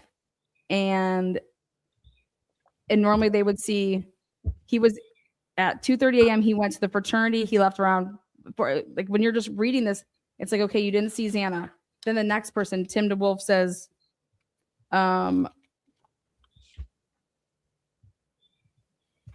Sam's in the chat. oh, she is? Hey, Yeah. Sam. Tara, does she have toss the link to her? Yeah. Yeah. Sam, you want to jump on? I know you're lurking back there. Come on down. It was yeah, it was about where does he say this? Oh. He says blank went to bed early and then he went to the White's apartments. He went there with the two other kids and they're walking across Taylor, right? And then they stay there and they're at the Whites.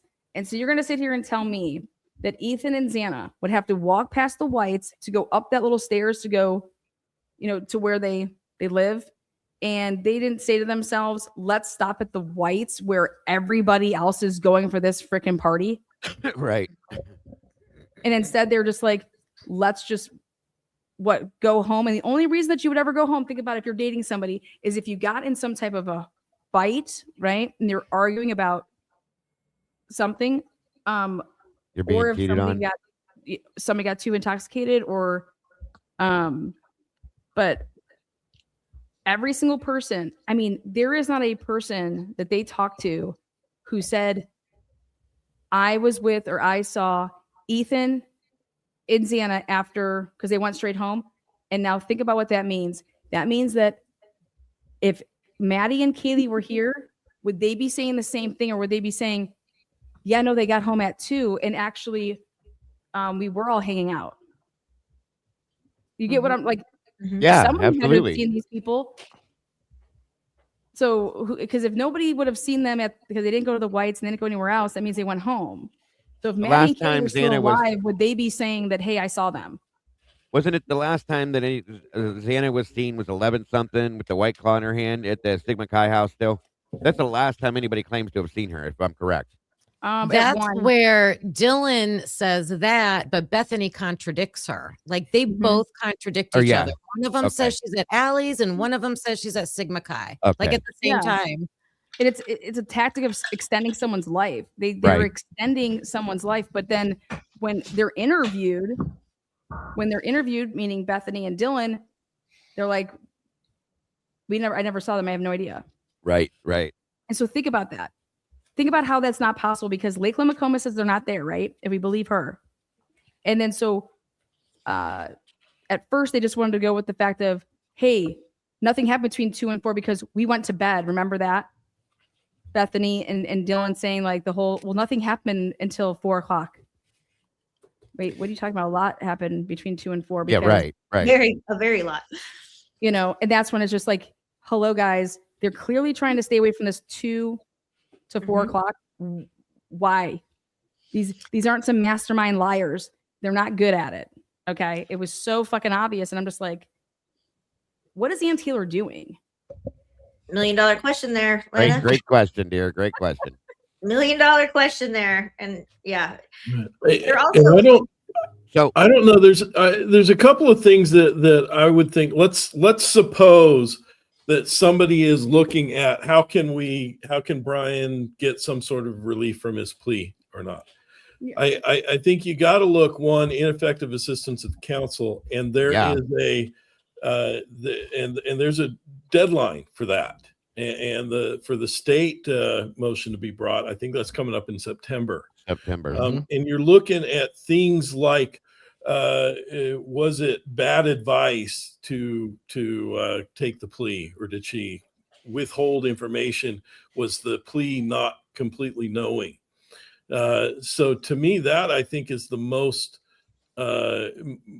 significant, most time sensitive stuff that you want to look at. And I think some of that that may be why some of these things are coming out right now. But if you want relief after that deadline passes, you're looking at federal habeas corpus, and you got to look at exculpatory evidence coming out that makes it either physically impossible or inherently improbable for Brian to have committed the murders. I think the timeline may be one of those. And so when we're talking about that missing time, if for instance, if that information is not in the materials, the Brady files that were given to the defense, then they wouldn't have had that. If the police don't have that, that's not necessarily, may not rise to the level of exculpatory evidence that was withheld. But if that evidence comes from somewhere else and is learned later on, then maybe they can use that to show. And I think the timeline is a big deal. And I think that I don't think the prosecution did themselves a favor by putting it right in that little window. Right. I want to riff on what you just said about where people were and what was going on. But if something comes out that shows it happened here, and why is that important? Because we know Koberger was in at home. Mm-hmm. Right. That's the point I wanted to make. And I'm glad you did, because I said that, like, yeah, he does have a window for like filing ineffective counsel, but the whole, I couldn't have been there, that can come up 5 years down the road if they prove that he couldn't have been there. And he would then his plea would be off the table, because you can't plead guilty to something you could not have done. And I think if the time frame, but they've already said, we know Koberger was at his apartment during the time, the 250 time window, for example. So if they somehow shift the timeline and said it happened at 250, Koberger walks, essentially. I mean, I'm being over dramatic, but that completely ruins the plea deal. He couldn't have done it if he was still in Pullman at the time the murders happened. That's huge. Another thing is, if this could not have been committed by one person, potentially that might be something as well. I think we're closing in on that with all this evidence that's coming out in the book. Can I ask your opinion on that as an appellate issue? I've been asked that question before. If Koberger hypothetically was one of the killers, but he pled saying, I did it and I did it alone, then what happens if you find out it wasn't done alone? Therefore, he might have been involved, but he didn't do it alone. So the plea is actually still incorrect because he said, I did it alone. Like, how does that factor in if he was there, but it was with somebody else? Well, I think that the plea to the burglary and murder, I think that brings it all within him.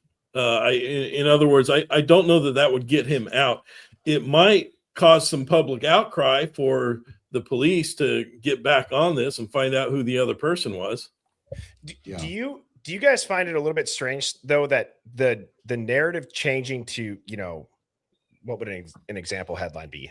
New evidence shows reasonable doubt, or maybe the DNA is not as strong. Does anybody find it odd that still is covering up in a way what happened?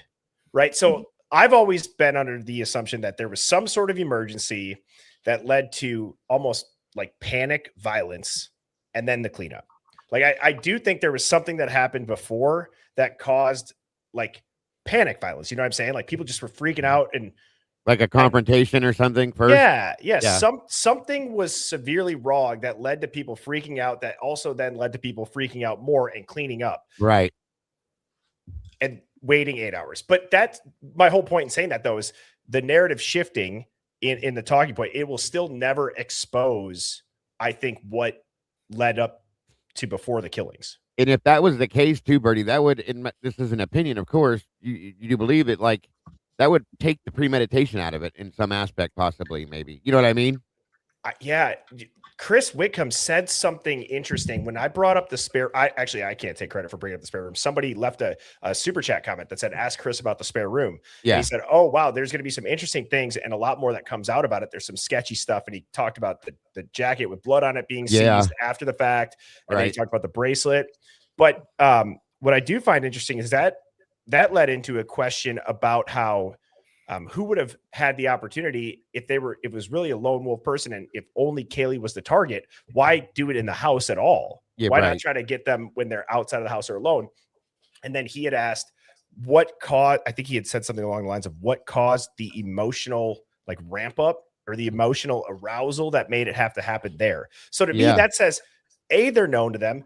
B, it was probably escalating inside that house and maybe down in that spare room. I'm not sure. Right when they got out of the car, they walked into that front door. I think Turvey made an argument that it wasn't Kaylee that was a target and the target alone when he said the two of the girls were cuddled together and posed together and received identical wounds, 2 throat slashes and a signature mark on their shoulder.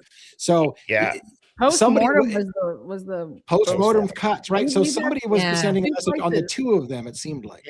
And for anybody that way. And for Right. anybody that is also into like this, and I'll just say it, like the symbolism of that, go look up people that are typically posed in a princess pose, or go Yep. look up the signature wounds.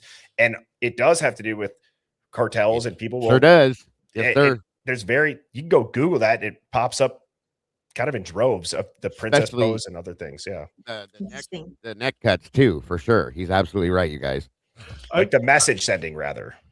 So Lana, Yeah, Absolutely. because it didn't sound like just a wound on their shoulder. It sounded like a symbol or something. They were on leaving their- a message, right? Yeah. Exactly. Yeah. Okay, I have a question, and I have to ask it because my wife texted it. What is You better this is ask it fun. then, Nice. Ron. and Ron missed her 19th anniversary like a month ago. Hey, congratulations. Ron forgot it, Okay. Birdie. Forgot it So because You forgot your anniversary, Rod? I did. Yeah, Oh. Redeem you. yourself now. Redeem you just- yourself now. You just saved me, Ron. You reminded me because my 20th is on the 7th, so thank you. happy anniversary. You're very welcome. Okay, Thank you. here's the question. Now, and I don't know. I was actually thinking of this. I went to college at BYU, so I'm not that familiar with beer pong. But why was there water in the cups? Don't you play beer pong with beer or something else in the cup? Sanitation thing. Yeah, as Sanitation. COVID. I thought it was to weight it down so they didn't tip over when you were throwing the balls in. The way Yeah, that and then you started by playing beer in it, and then you had to like sip from the cup once you tossed it. Yeah. Then people were like, "Well, let's just put water in them, and and drink your then drink. if you put it in the cup, then we move the cup aside, and we just take a big drink of our Oh, beer. okay. I and, will say, I've never heard of gluing the cups down though. I'm not Me taking either. a jab. I've just never heard of that. I don't. gluing the cups. Yeah, who said that? Who the fuck does that? So I was listening to Pavarotti, and he had said that he thinks that the cups on one side were glued down, and that's why only one fell off. Oh, But I just started thinking, I'm like, I could see like if you were like, if it's like a practice table, you just want to be the best that you possibly can at beer pong. I just don't find it being reasonable that it Beer would be glued. pong And I'm champion. it's not hating on it. I get the reason why you would think, because they don't move at all. But I can say I've never once I don't see that. I don't see the water though in the cups that are still standing. Yeah. I don't see water in those though. Mm-mm. You get what I'm trying to say? Like, Mhm. so I could pull the picture. The cups Yeah, that are still they could. standing. No. The ball is in a cup. The two balls are in cups with no water in them. I was going to It- say that when Yeah. you were showing that Asget In all of video. I'm them, like, how like, does so, she like, know there's water in there? If you're playing that way, which people do play, like I said, like especially after COVID, I could see that people are like, we're not all fucking sipping from the same Or cups the and ball whatnot. right, on right. the dirty That's what I was thinking ground. too. You don't want to Um, drink And the the ball beer. goes in your beer and you're drinking. Yeah. You usually just have like the water off on the side, because that's the reason I thought that it could have been diluted is when you normally play beer pong, you have the beer in your cups, and then off to your right and your left from the people that are throwing, they have a water cup because you dunk it in to like get the beer off, and if you're shaking your ball like this, it's gonna fling your water everywhere, which would be right there at the pony wall. I'm so old. And that's why it's like, Well, since typically Unique brought it up, I wanted to mention that so she said like an inch to inch and a half of water, when the Asgard indicated it was like an inch and a half of water. The amount of water in the puddles that she showed on the floor and the table is too much for Yes. an inch and a half. In my opinion, there were pretty large puddles that she's trying to draw your attention to. That's not an inch of water in No. each of those 9 cups or 7 cups or whatever it is, and all the water all over the table. I thought that was a little bit like, how full were they if Well, they had water? But Maybe they added too much water.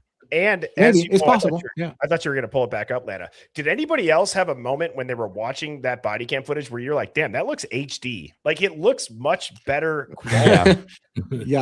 Yeah. She could have put a filter on it, or it seems like, because didn't she do the work for Dateline?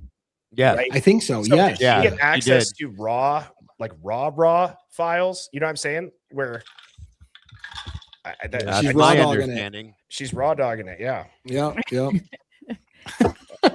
So they're saying that It's Friday night. you guys are funny. They don't think that this is from cleaning. They are saying that this is just from some liquid that got on there, but it's not from cleaning. Yeah.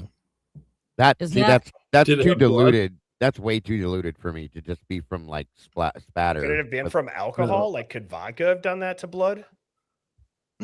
Sure. Maybe. That's a good point. But trying to get Dago, you and I were talking one time. No, that's different. That one, that looks more Yeah, I'm right. trying to But get we the were talking like sometimes when you try to scrub a stain off a wall, you think it's gone, and then later it kind of reappears. Especially if you're in a Yeah. hurry. Yeah. Right. Yeah. Somebody could have wiped it down and then it kind of reappeared after they wiped it down. You don't see the And- paint all disturbed around it though, as if No. someone was really scrubbing it. No, Well, but and that's what I'm remember saying. It her- looked like it was just wiped off and it wasn't wiped hard enough. And blood's very hard to wipe off of things too. Right. True. This house was a shit show with all the It was.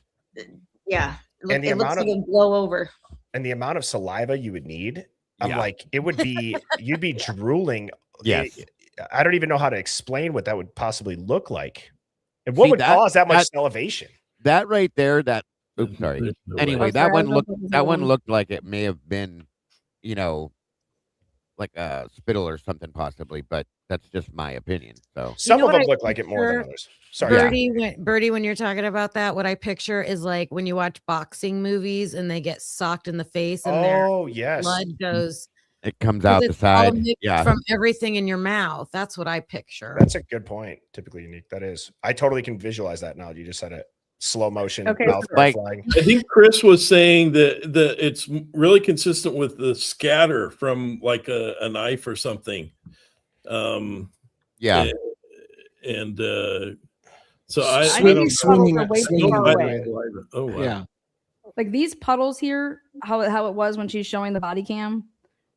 That's not from one of these cups No. flying and spilling over way over here. Like that's not how that would be. Let's be real. I think No. something happened on that couch, and that's why that metal thing is sticking out. And I know people have said they feel like they've seen a video back in October of that metal. It wasn't arm on broken then. It I wasn't. know, because you would never leave that. That is like a shin, Yeah. like level 5 danger to No, leave we that. watched that the other night, Bertie, with the TikTok got brought up, and I was looking at it. It was perfectly fine back then. So Yeah, so that arm of the recliner, like where your Yeah. feet would sit on the couch, that metal arm is swung out, and so we have the picture of the lady of Dylan. I don't know why I said lady. The Right there.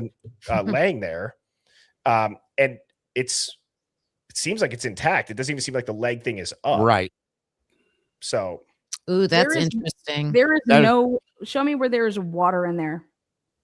I feel Right. like I can see. I feel like I can see dirt below it if you look. It doesn't. It's Oh, I deep can water. see it. I can see it now. Is there water? Yeah, there's a line where like on the one, I can't tell you, but there's Oh, dirt yeah. floating. When it gets You a can little see the from line. on the cup. Right, okay, right here. Yeah, I had to blow it up real big. Yeah, the one at the bottom looks like it's floating. The ball's floating. And you can see Okay. like specks of Yeah, yeah. dirt that Yep. look like they're. Yeah. Now, Lana, Some- I have to ask, with how dirty the house was, what did you think when Chris put in the book? Because this was new to me. How clean the bathroom was. That one bathroom had Oh, no. good I question, think Kristen. the dog was clean down there. I think Murphy was hosed down there. That's why I thought one of the things that could potentially answer the diluted blood. I thought could potentially is if Murphy. I believe you can even go look at it. If Murphy had blood, then they took the dog into the tub, washed Murphy, gave Murphy a bath down there. Yeah. That bathroom, there's no toilet paper. Nothing. That's her personal bathroom to have her toothbrush. Come on, you know how girls. I was paying attention though. She looks like she gets ready in her room, Bethany.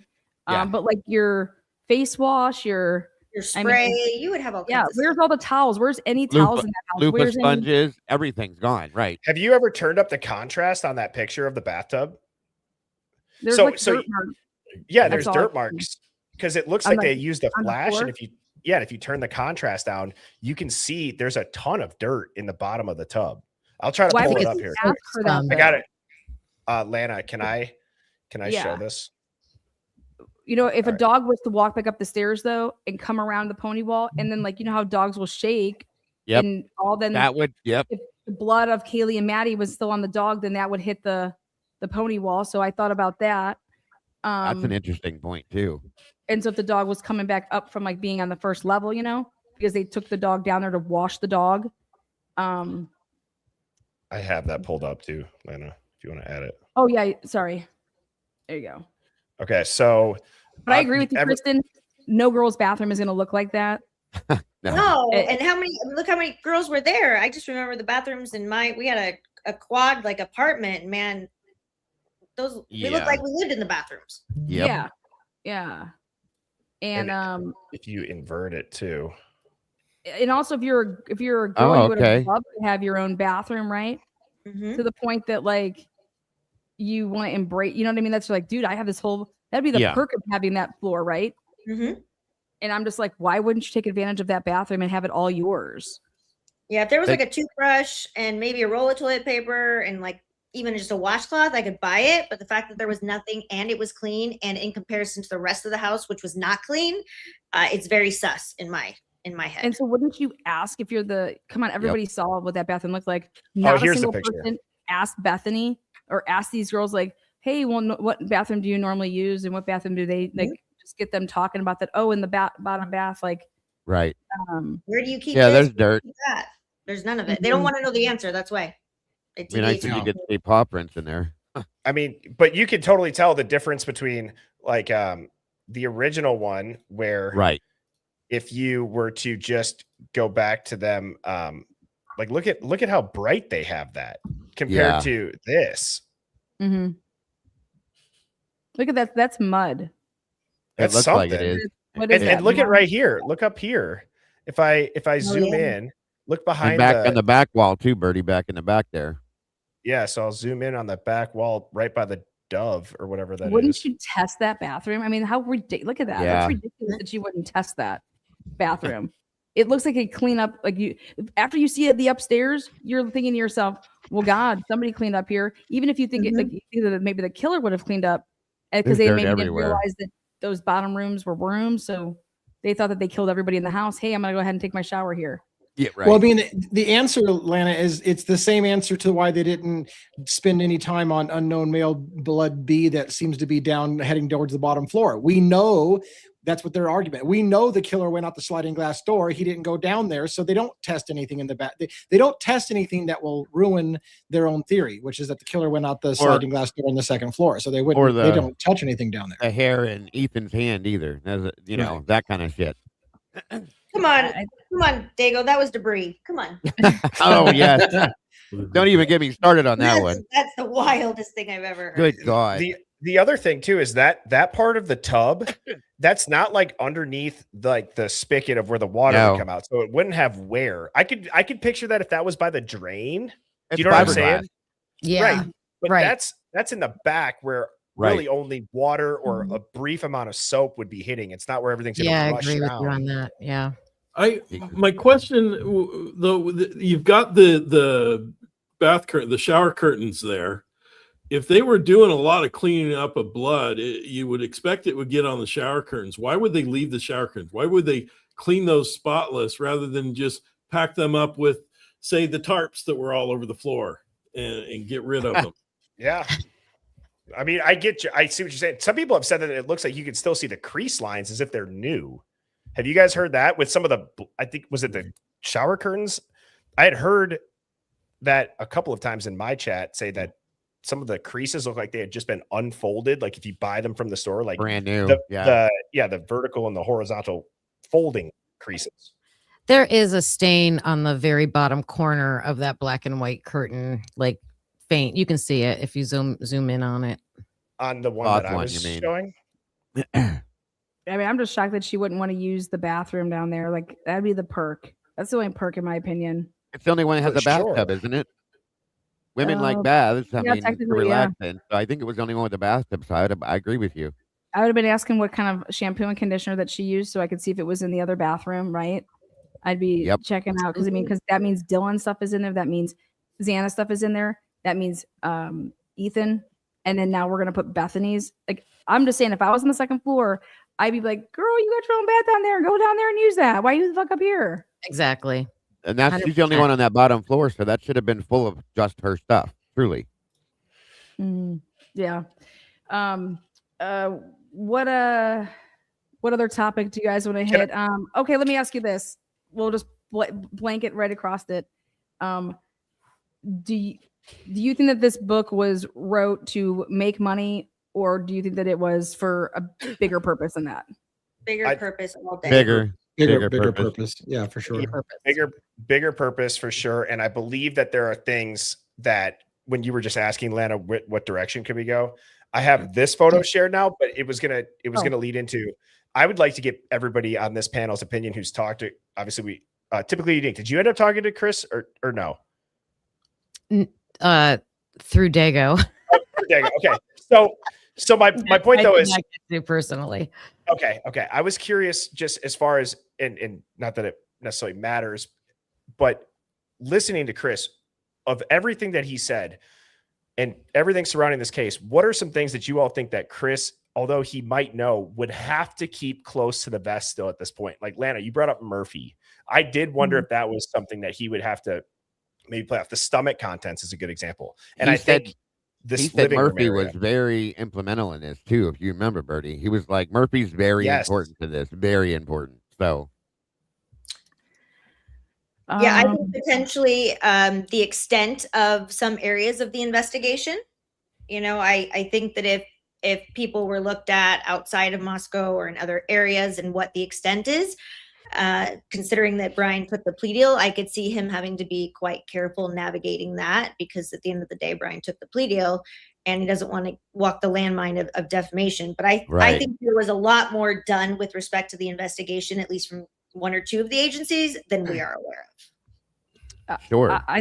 I think that I was kind of shocked that Chris didn't include you guys. There was tons of FBI interviews that were done. There is not a single FBI report in this book.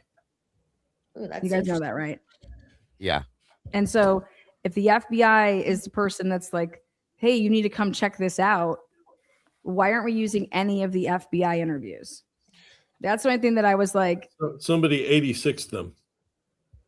And he's FBI too, so. It probably wasn't his publisher. So I'm just curious if. Good call, Ron. What you guys think about the fact that not a single, like he just wanted to talk about, MPD, Idaho State Police, but it was never like, hey, well, where are the FBI interviews? Because there was a shit ton of them. I agree with that. And I think it's very odd. And I think it's also very odd, in addition to that he's not using the FBI interviews, that in the beginning of the book, if you've read it, I think we would all agree the book sucks you in right away. It's like, whoa, okay, yes. Wow. And very quickly. When you get to the part where he says what they didn't tell you is that Ethan was considered a suspect, my head blew up at that point because I'm like, is he going to provide more detail on that? Because that sentence is just left there. It's like they thought that Ethan committed suicide in a way, right? Like the first officer, as Nunez said, I think he killed himself. That blew me away too. And then it goes, what they're not telling you is that Ethan could have been a suspect. And then that just drops off, right? He goes into the analogy of the butterfly effect. I thought we were going to get more detail on, like, what do you mean they thought he was a suspect? Right. I thought, and I could be wrong, but I thought the only reason he said that was because Nunez's first statement was, it looks like it's a murder-suicide. Therefore, Ethan was the suspect for killing Xana. And maybe it was just because remember, at that point, they hadn't even discovered the two bodies upstairs yet. So I thought it was just like, technically for a moment in time, Ethan was considered the suspect. But that doesn't make a lot of sense because very quickly they knew it couldn't have been Ethan. Because that would have been like he's using that line to just introduce this overarching. Like I'm trying to think of as a writer. Yeah. How would you introduce that? So he's gonna say Ethan might have been a suspect because it would have been maybe a murder suicide according to Nunez to introduce the butterfly effect. Then that theme carries throughout the rest of the book and actually finishes with it. So it could be that, right? If I put on like my writer hat to introduce it that way, but it seems like a big line to drop of Ethan being a suspect just to introduce butterfly effect. That grabbed everybody and pulled them into the book and right there. So on Lana's, I believe it was your interview with Chris, he said something to you. He said, you have discovered things in this case. Thank you, Ken. Turvey has discovered things in this case.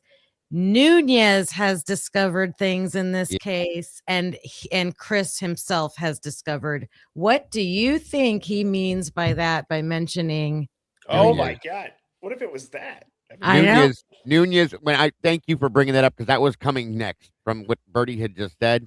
Sorry, Dave. But he said, no. I'm glad you said it. He said Nunez discovered things, and he immediately took me right back to that part with Bertie was just bringing up about Ethan being a suspect or the murder-suicide thing. That's the only thing that he pointed out was the body cam of Nunez. So what the hell is he talking about? And I said from the second that I read this book, I said, this book is written in a way that there's a couple of avenues on how you're going to go or which one you're going to go down on your interpretation. You could discredit certain things. You could say, oh, he's doing this to like shill for the feds.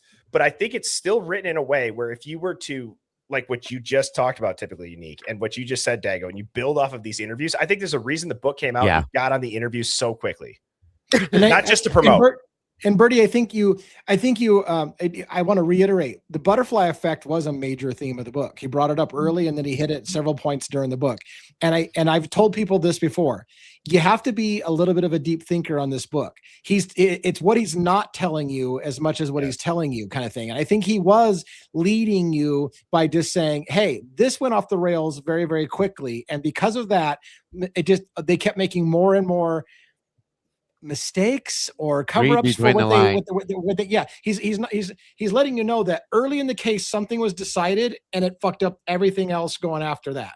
Pardon my French. Yeah, and you're a writer, Lee. You're a good writer. And so did you pick up on anything that might lend, I guess, a hint to your average reader that's not, writing articles and things like yourself? Or I know you've said in the past you enjoy writing. Did you pick up on anything? I mean, I get the impression from what I've seen in the reading between the lines that Christopher Wickham, this is what I think. It's the when we talked about the bigger purpose. I think Christopher Wickham believes more than one person did this, and it bugs him that people are walking free that did this murder.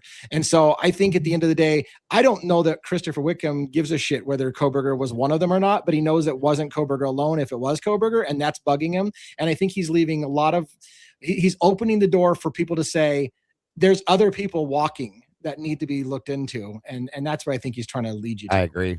And onto that, DA, Chris, we talked a few times just about the groups, right? There's all these like interpersonal relationships. And when you're watching the Grubhub video, when you look around, it's like so many different scenes from different movies. But that's something he said to me a few times is who was all in the King Road house that night? Do we know everybody that was there? I don't think we do.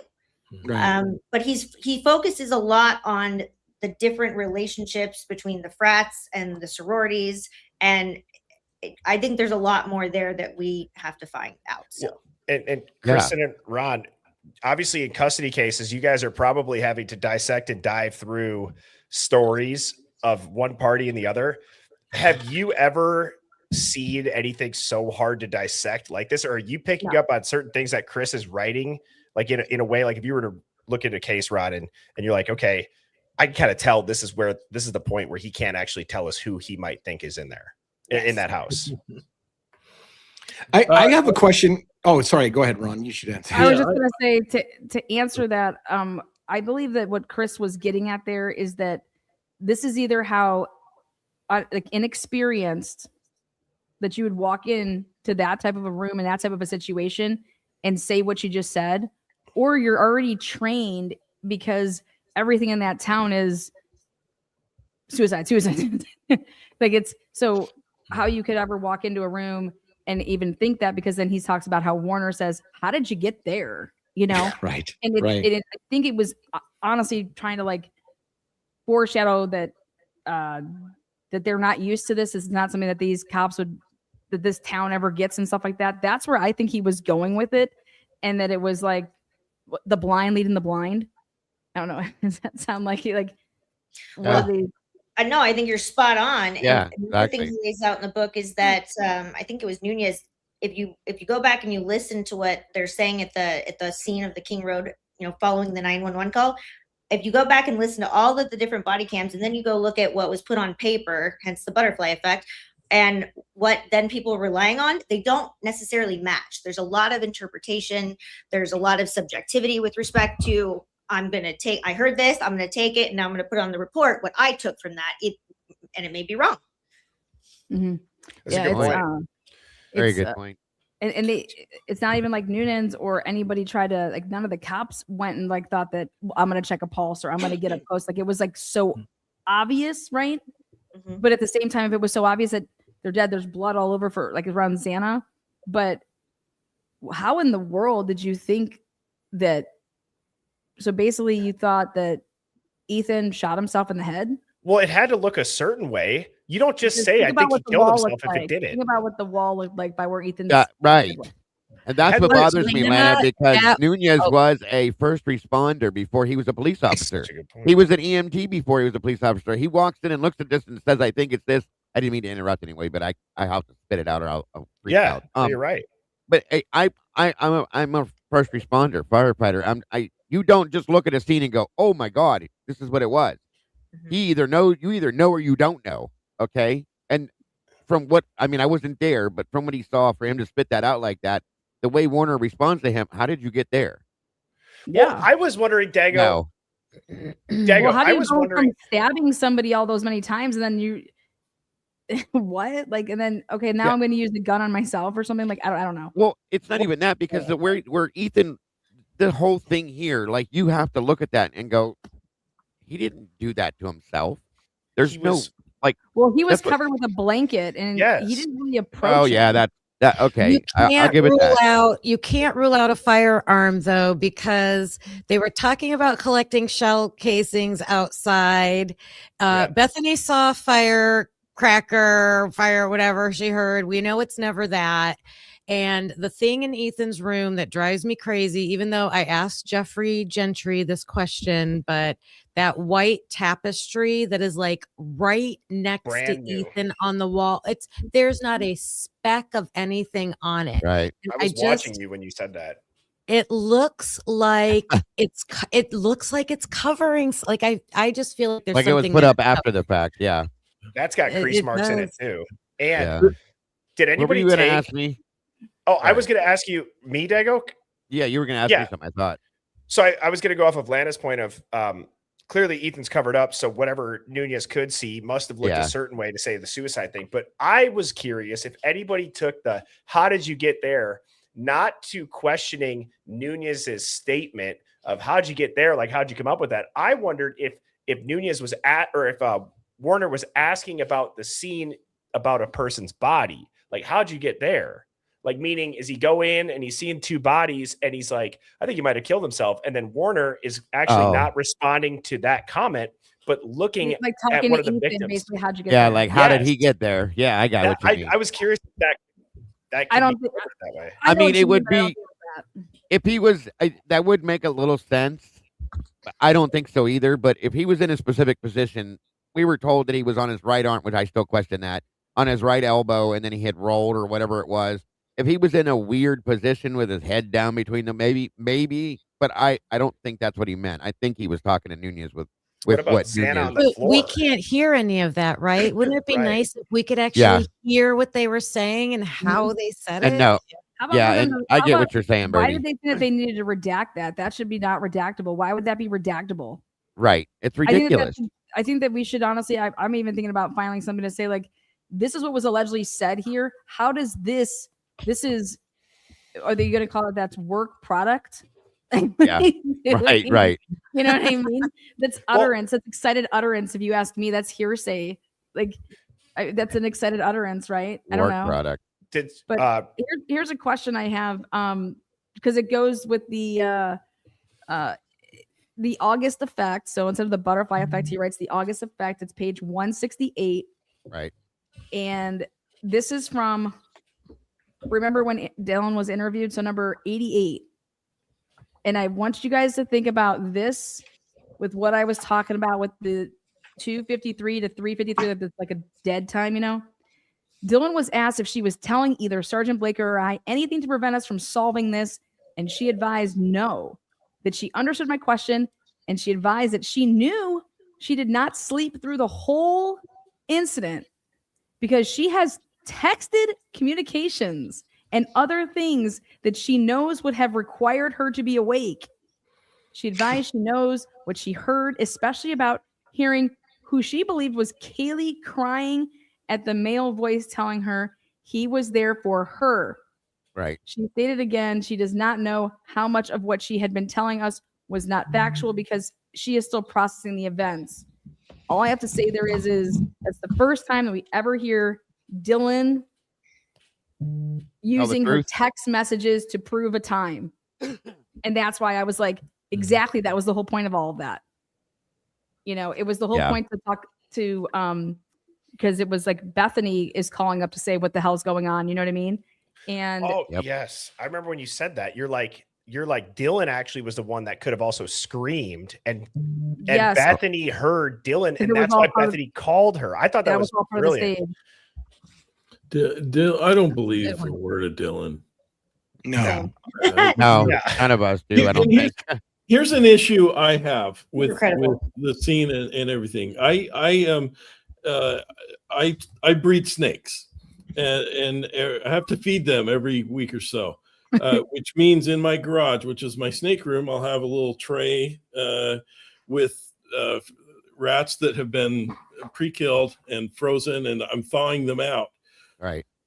When sometimes those rats come with a little blood and stuff on them. If they're sitting on that tray for 10 minutes or so, I can start smelling the blood when I walk into the garage. Here we have 2 rooms filled with blood and bodies with blood on them that have been sitting there for hours and hours.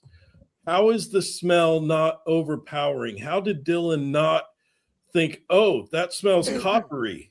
What, what went on? Oh, she must be passed out. I don't believe it.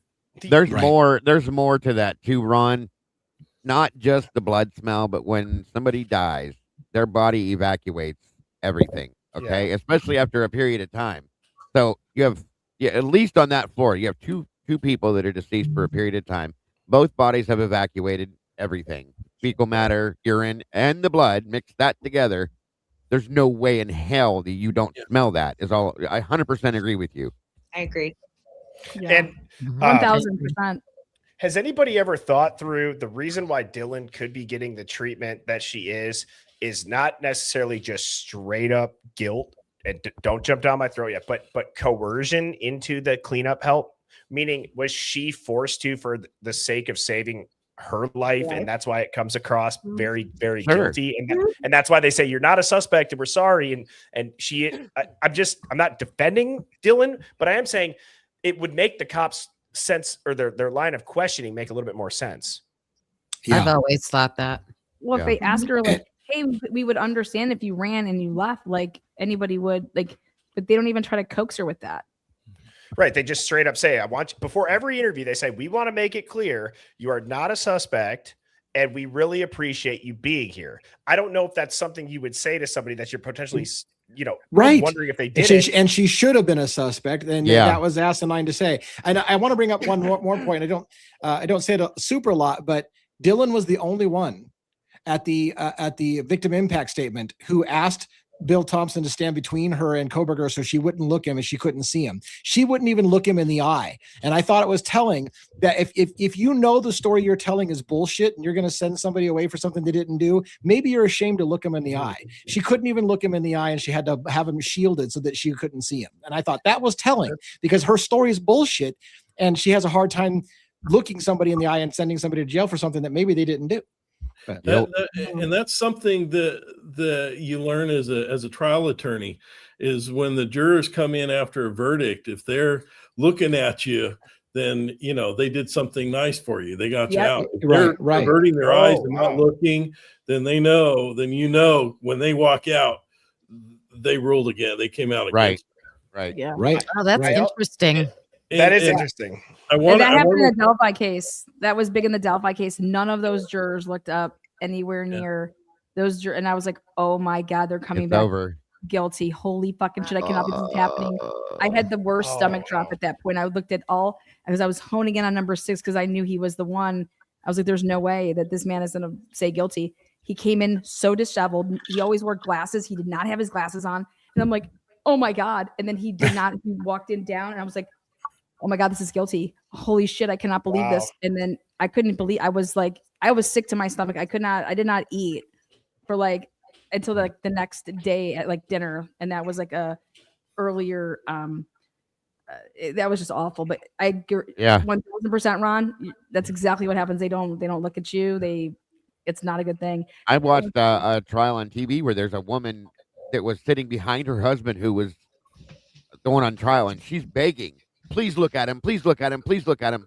And they didn't. She starts bawling. I'm like, what the hell does that even mean? And then I figured out later on, yeah, that's crazy. Oh, wow. If I'm facing down someone who killed one of my friends, I would be staring them right in the eyes as I tell them exactly what I Yeah. did to them. I'd want them to know.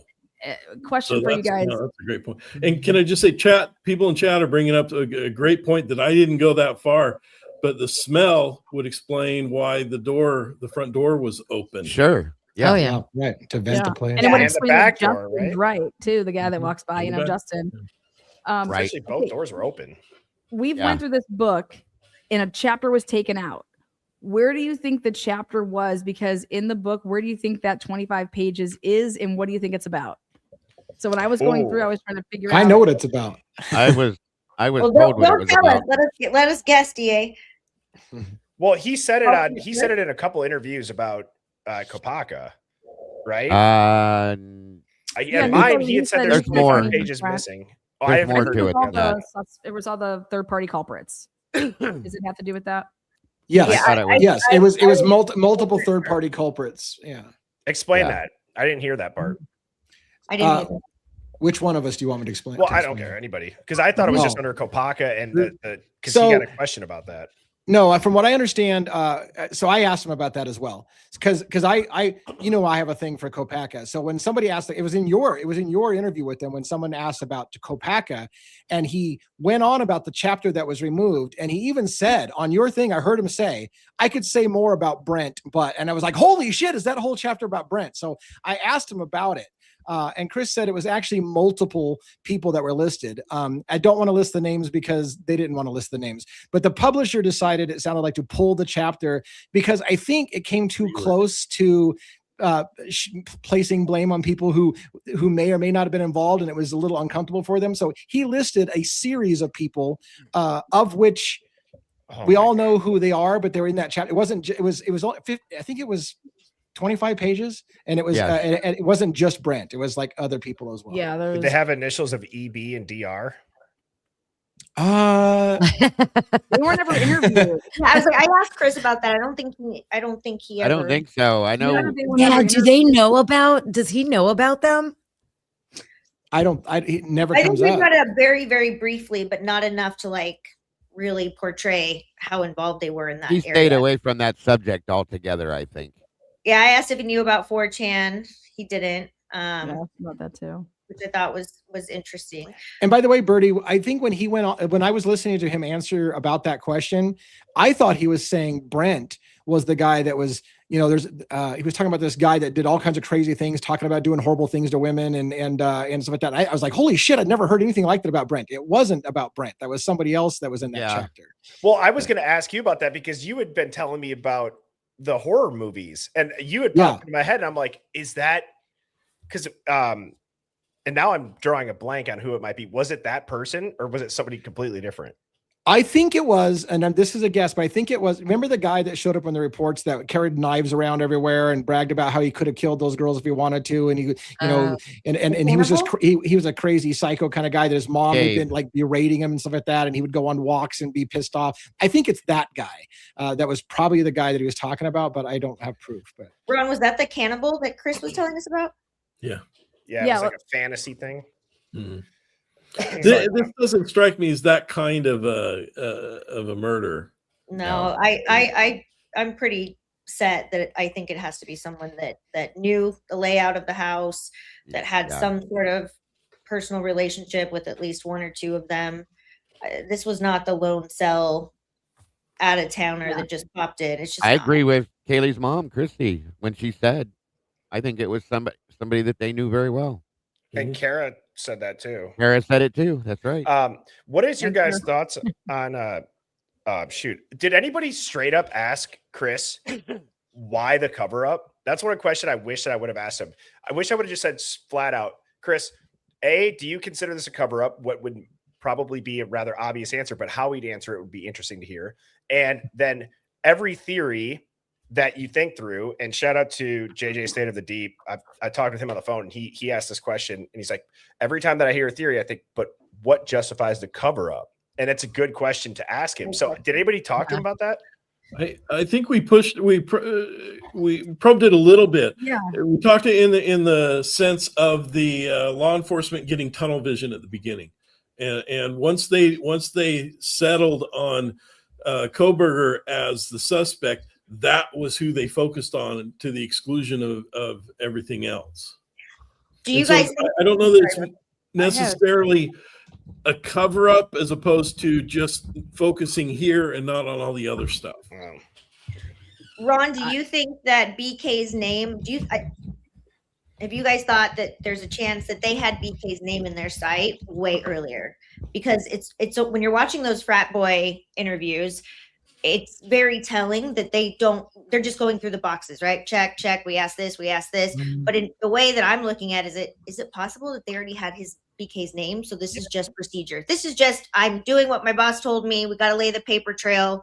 And I know that Chris, I think with the butterfly effect too, is that they had, once they got BK's name in their sites, it was over. Mm-hmm. Yeah. I've been trying to dive into the whole BK angle a lot with WSU. When, the question has to be asked though was like, when did they truly have his name though? You guys, it was not on December 19th. No. You know what I mean? I think it was days after the murder, in my opinion. You have to ask yourself though that 5 days. I think they had Brian Koberger's name the second that Dr. David Macon put out a $70,000 research assistantship that he talked with Chief Gary Jenkins on April 2nd of 2022. And I believe that because Dr. David Macon is the one who funded that CSI lab that WSU has, which makes WSU such a desirable school to go to. So Koberger gets out there July 1st with his father, but he had interviewed with Police Chief Gary Jenkins in Pullman in April. And so if you want access to that crime lab, you have to go through a level 2 FBI CJIS background check, which would require fingerprints. And one would think that Koberger gets that job because he is a teaching assistant and he is on salary and he does have all of the housing.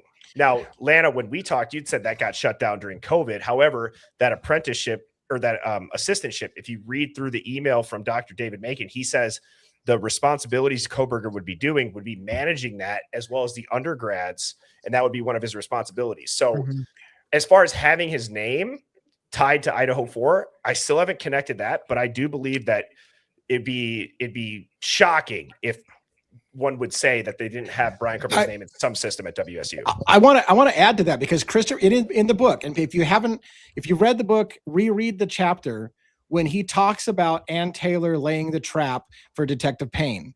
He basically said, he spells out for you in the book, they were shopping Brian Koberger to a lab that would make the connection to Brian Koberger. They already wanted Brian Koberger and they fired anyone that didn't give them the name Brian Koberger. And they went to a lab that would give them the name Brian Koberger. They already knew who they wanted. And so they were like, find it and make it. And he kind of lays it out that Ann Taylor knew they were shopping Brian Koberger as the person they wanted the DNA to match, not the other way around. Mm-hmm. And so why do you think they wanted to pin it on him? Why him?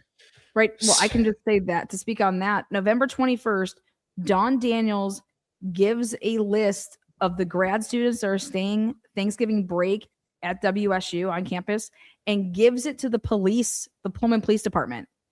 When have you ever, I want to know, I'm going to go back and see if I can do a FOIA to say, why is Don Daniels providing this information to the police? Is this what you've done every single year during Thanksgiving break? That was the make and model, like it was all this. Why are you giving? And then they had an answer on it where, like, if you're staying, did you want information on the food stuff that we're doing? Blah blah blah. Like it was just the bizarre shit I've ever seen. Well, I agree with his that. name was on there, and his apartment was on there, Mm-hmm. and whatever else they had. Okay, because they had a list of like, the apartment, and it's just like, why would the police need to know that? So I kind of to answer that, Lana, and then typically Unique to answer that. My working theory on that is, and again, I'm not able to confirm this, but I really believe that assistantship could have a lot to do with it. And there was 4 applicants. So you got to remember, Brian's one of 24 PhD students at WSU.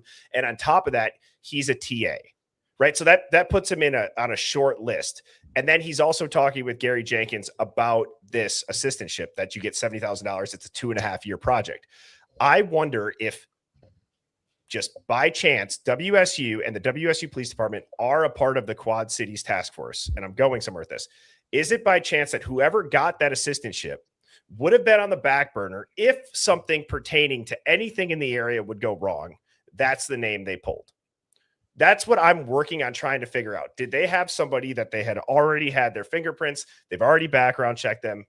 And Dr. Macon was a witness on the witness list. And he had also said, let me know to Gary Jenkins if you need help selecting anybody. So it's just, again, I don't know how far in advance they would do that, but I'm curious. There's a lot going on out there.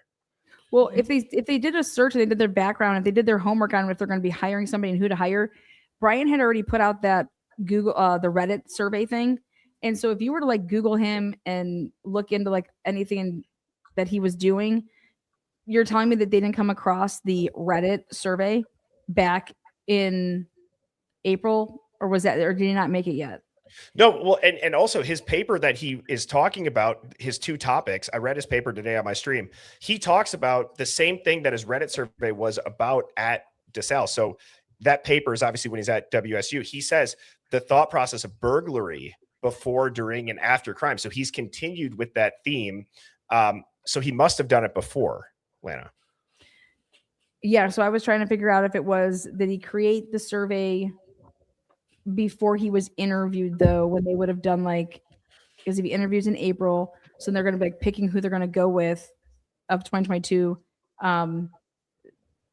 That would have, I thought he made that survey in May of 2022. Was it before then? Did he make it in March, or like, you get what I'm trying to say? Would it have been available to be seen? And you're like, wow, this guy's he wants to get in touch with, you know what I'm saying? Like, the survey was approved by their board at DeSalle. So like people, I'm not sure how many people know this. I know you, but as a reminder, if you click that link on Reddit, right? So the link, Reddit was just the vehicle to get people to do this anonymously. But when you click the link, it went to an official site through that school. So it's not like Brian was just doing this and writing his own handwritten notes. Correct. But I do believe that it was before he was at WSU. So if he got out there like with his father, July 1st, it also leads into how Brian may have been picked before, because if you look at what Payne and Gilbertson are asking Brian Koberger when they're talking to him at 2 a.m. out in Pennsylvania, Brian talks about, they ask him, well, have you heard about this? He goes, well, obviously, of course. He's like, we've been looking into that for, I don't know how long. And it's like, whoa. And he goes, you guys probably know all about this when talking about his project and his job. So I'm like, that just seems very odd to say, in addition to, if you look at his topic number 1 in one of his papers, he says he'd like to do a semi-formal inside of a correctional facility. Like, I forget the exact words that he phrases it in, but his professor that's marking it up, he's talking about this proposal. It's like, is it a draft for a proposal of funding, which is one of the assistantships requirements as well, is that you'd figure out how to get more funding from the NIJ if you got that assistantship. And so it seems like he's almost drafting that proposal. And topic 1 would be, he would be doing whatever the word he used, in-person interviews with people that are incarcerated. I saw a document that said that they were hiring 2 people for that position, and the other one was for a different county or Pasco. something. It was Pasco. Pasco County. Yeah. Yeah. And he was recommended by the teacher from DeSales directly to WSU for whatever. I always thought that was kind of questionable. The fact that he was specifically recommended to, he had 2 schools to pick from. His teacher from DeSales recommended him to WSU, blah, blah, blah, blah, blah, and everything that you just brought up too, Bertie. You know what I mean? And I've said this too. Again, I think Brian Koberger holds a lot more to this as far as figuring out like how he's involved. And one of the things is that and I'll get off this soapbox on the assistantship, but it's very interesting to me that Brian is doing all of this, and then right as the semester ends, he gets put on a performance improvement plan. Then when he's arrested, Payne and Gilbertson ask him if he's still going to be a TA next semester or next year. He goes, yes. Well, you go back to the requirements of this assistantship, it's 2.5 years. From the time Brian Koberger's arrested, it is 2.5 years to when he pleas.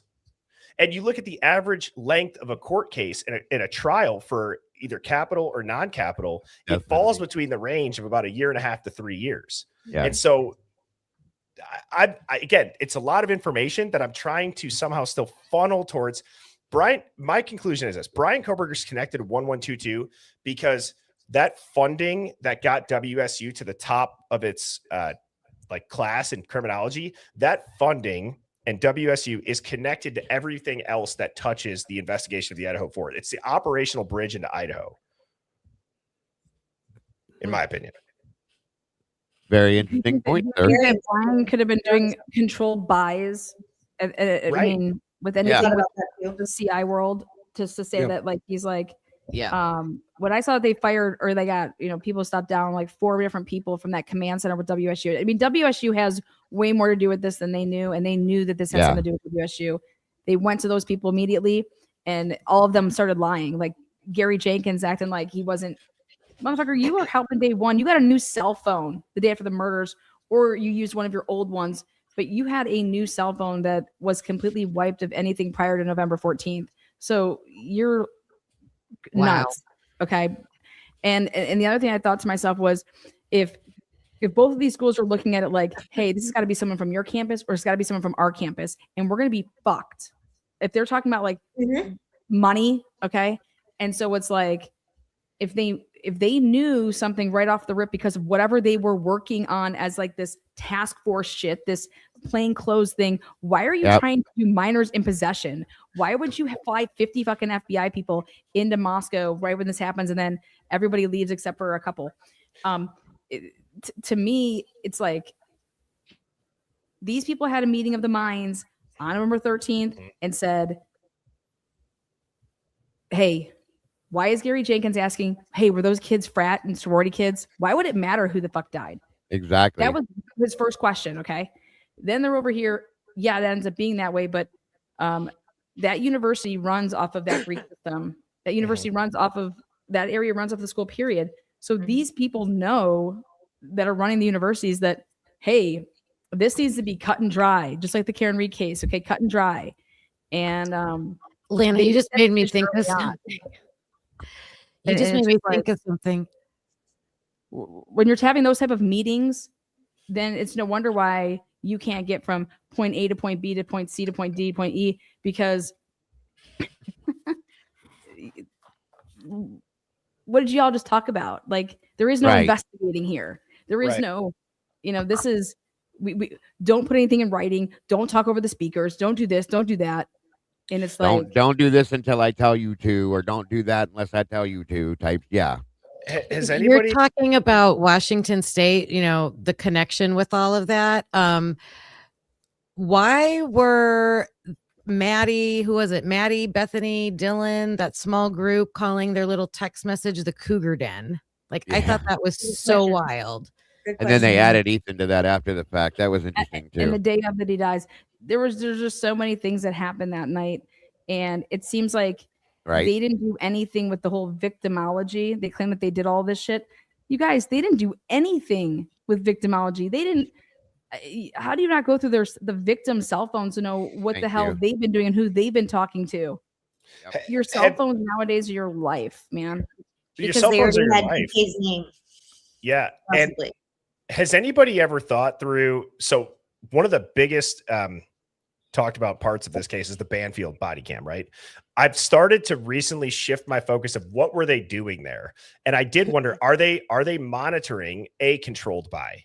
Is that why they're in an undercover car? Is that why they're in plain clothes? And were they monitoring a controlled buy? And did they somehow mistake the kids that were drunk for somebody who had just done the controlled buy? Or did they, and is that why Steve G says they were literally giving a minors in possession and filming the house as these kids are getting murdered? Like, good point, very popular interview. But but that's at 3:00. And so you have to think about that. That's what we're trying to say here. Exactly. Yes, it fits in. 2:50. Yeah. And where were they coming from? I pointed out many times, like you just like you're saying, Bertie, that car where they were parked on Taylor Avenue is looking straight at 1122 King Road residence between the Whites and that other what tree house, whatever. There, that has a direct view right at the house. I would argue, they're literally watching that house. Was the Banfield runners a distraction to get the cops to look away why something happened? Was there like you said, was there a buy going on and they literally got somebody killed while they were supposed to be watching the house? Did Steve say, well, if you had been watching the house like you were supposed, like they were supposed to, I think they were supposed to be watching that house. I think it was part of what they're covering up on here is they were supposed to be watching that house and it happened right under their nose. I think so too. And it gives a different lens or they're part of it. Or they're part of it. Because why do we believe that there was only 2 undercovers working that night? That doesn't make any sense to me. Why do we believe that only 2 people were in plain clothes? How many other times after that night did you see them do that same thing again ever? Well, they lie about their circles because we have the 1112 now, the cameras. Right. And when Tisdall, why would he even write a report on the 15th to lie? And I'm gonna tell you why. Because they needed, hey, take ownership of that car that's circling right now, because y'all thought the killer was on foot and you needed to take ownership of that car, or whoever you knew was in that car, you still needed to take ownership of it. So you guys are going to say that you're that white car that's circling. Okay. That's why he wrote up that report. And that report's a goddamn lie because we know for a fact that his white car did not do any of that shit. Right. Okay. Well, unless you're really going to claim that white car, then y'all had 2 different cars. And that's what I'm thinking is that there were 2 under plain clothes task force that night. Doing what they were doing, and that would make a lot of sense to me.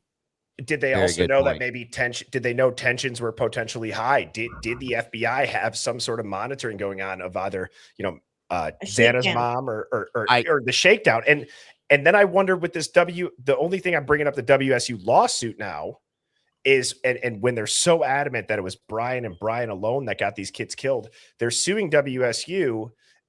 I can't help but wonder, did something connected to WSU that was out in play at the field lead to something or someone getting exposed and causing this to occur? Not necessarily that it was the killing done by Brian, but did somebody technically get them killed? Their actions caused the killing. Yes, that's what I think. Atlanta was, I think, the one that found it. I think I've been big on the master services agreement between the University of Idaho and Moscow Police Department to essentially embed officers in Greek life looking for drugs and sexual crimes. If that operation got the kids killed because someone snitched to a cop that they were working with, hey, tell me about drugs running through the frats or the sororities. If Kaylee talked about it or Maddie talked about drugs running through the sororities, their own master services agreement could have got those kids killed. Exactly. And they can't let that get out in the public. Because that's how they use them. They use them like that. That's 1000% what was happening over there. They were all using these kids. And I think that there should be a law against using college students. If you were enrolled in college, I don't care if you're a student or if you're a 21-year-old or if you're 40. If you're enrolled in school with the university or any university, I think it should be against the law to use them as this stupid fucking pawn shit. Yeah, because you're popping somebody, and guess who just got pulled over? Bethany wrecked her car literally a month before the murders. That's how you get caught up and stuff like that. Yeah, it is. If the Bethany have a car or something, we're going to get put off the books and you're going to do this. I mean, you guys, there's just so many signs of that. Especially if it was a DUI. Especially if it was a DUI, because that is something you don't want. Yep. Bingo. And if you go back to, Bertie, what you were talking about real quick, just to add, I know I'm a little behind, but if you noticed, I think everybody noticed this, like how many people, I've been big about this for a long time, distance themselves from that. When you were talking about, was the word out on the street? Did the FBI maybe know something was going to go down, possibly, so on and so forth? I think everybody may have known something was going to possibly go down because everybody that would normally be around that group was not there that night.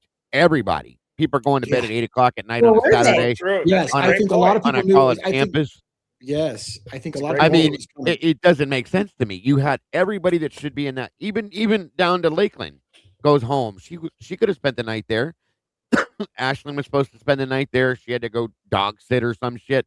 Everybody goes to bed at fucking 8 o'clock at night. Come on. It's a college campus on a Saturday night. Sorry for my language, but it irritates me. And before break. Yeah, right. It's bullshit. It is bullshit. Everybody knew something was going to happen, in my opinion, and said, nope, I'm going home. Maisie even went home and was upset about something. She was crying about something. And come on. Hunter it's like- and Maisie both went to bed at 8 o'clock. Well, 8 10 o'clock, for Lana. Hunter, I guess. But Yeah. I'll ask one last question here.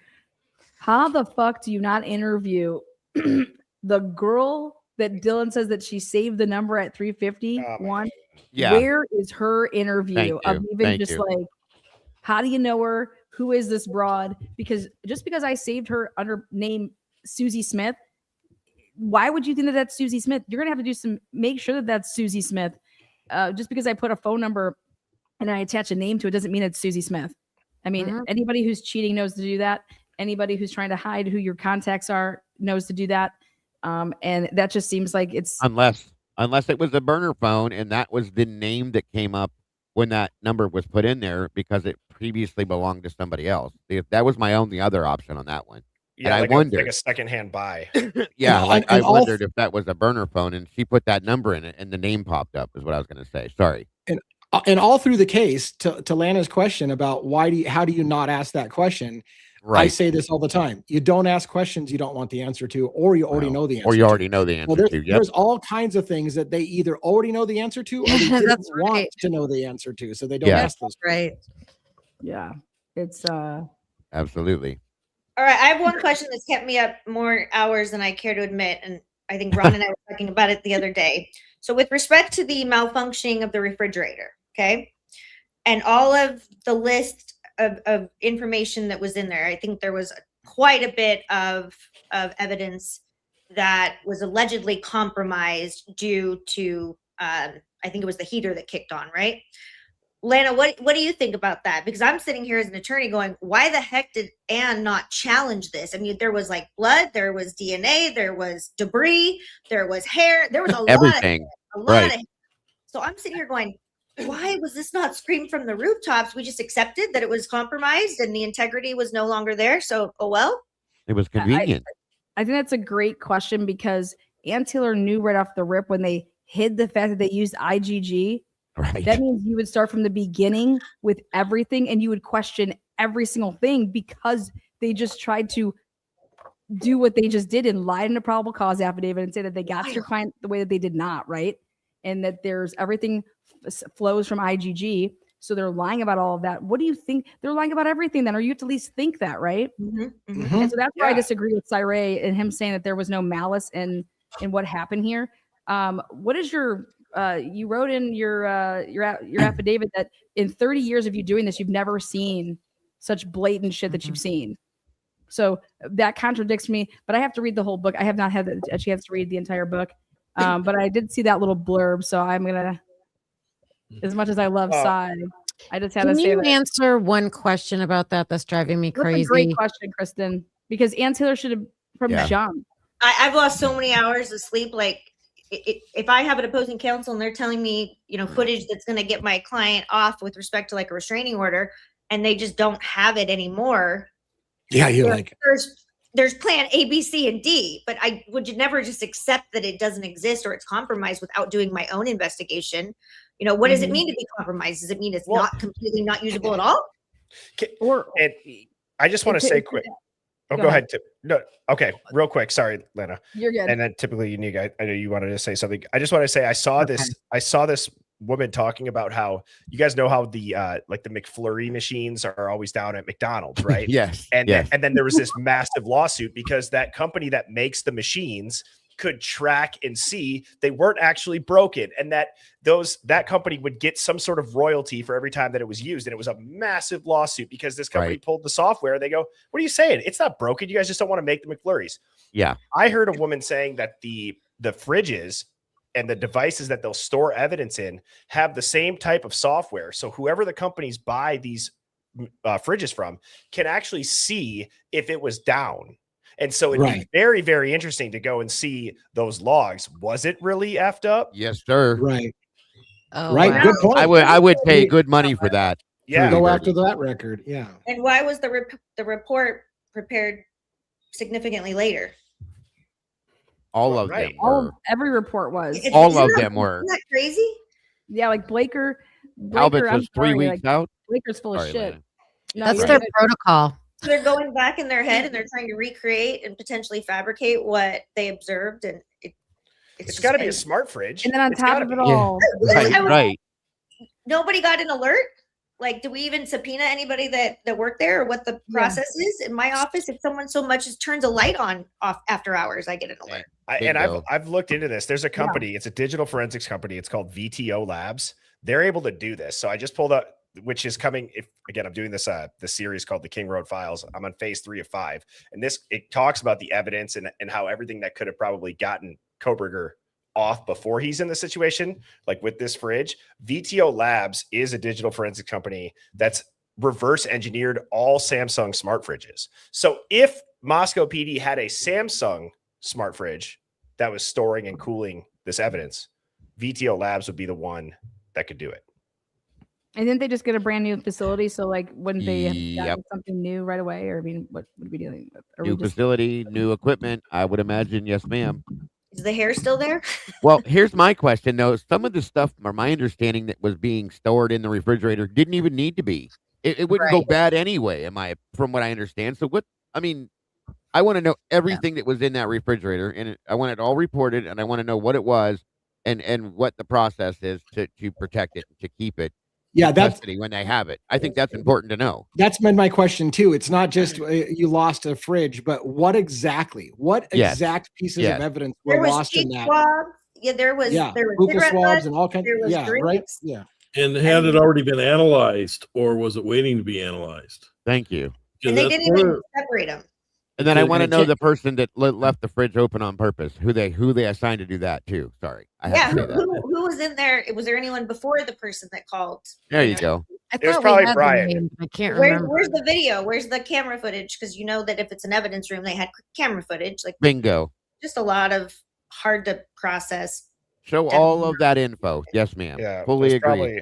They'll probably say it was Brian Koberger, and then it'll come out you Koberger can't- also Brian- ate Xana. He also ate Xana's DoorDash, and he also did everything Don't else in even this start short amount of on time. DoorDash. But even broke in and left the refrigerator door open and all that. Yeah. Well, I think somebody planted. You know how we were just talking about Ethan's phone not being no commands back. Well, isn't it really ironic that the Ethan's phone is right by her Xana's hand on the ground? Yeah. Yes. That's the phone that's actually on the ground, and her phone is in the bed. So I think it's absolutely hilarious for someone to say at 3:54 she's writing a text from her phone saying, where are you? Well, look, that's not the phone that was right by Xana's hand laying on the floor. So who wrote that? Where are you? Are you stumbling or where? Whatever it was to Molly, and God.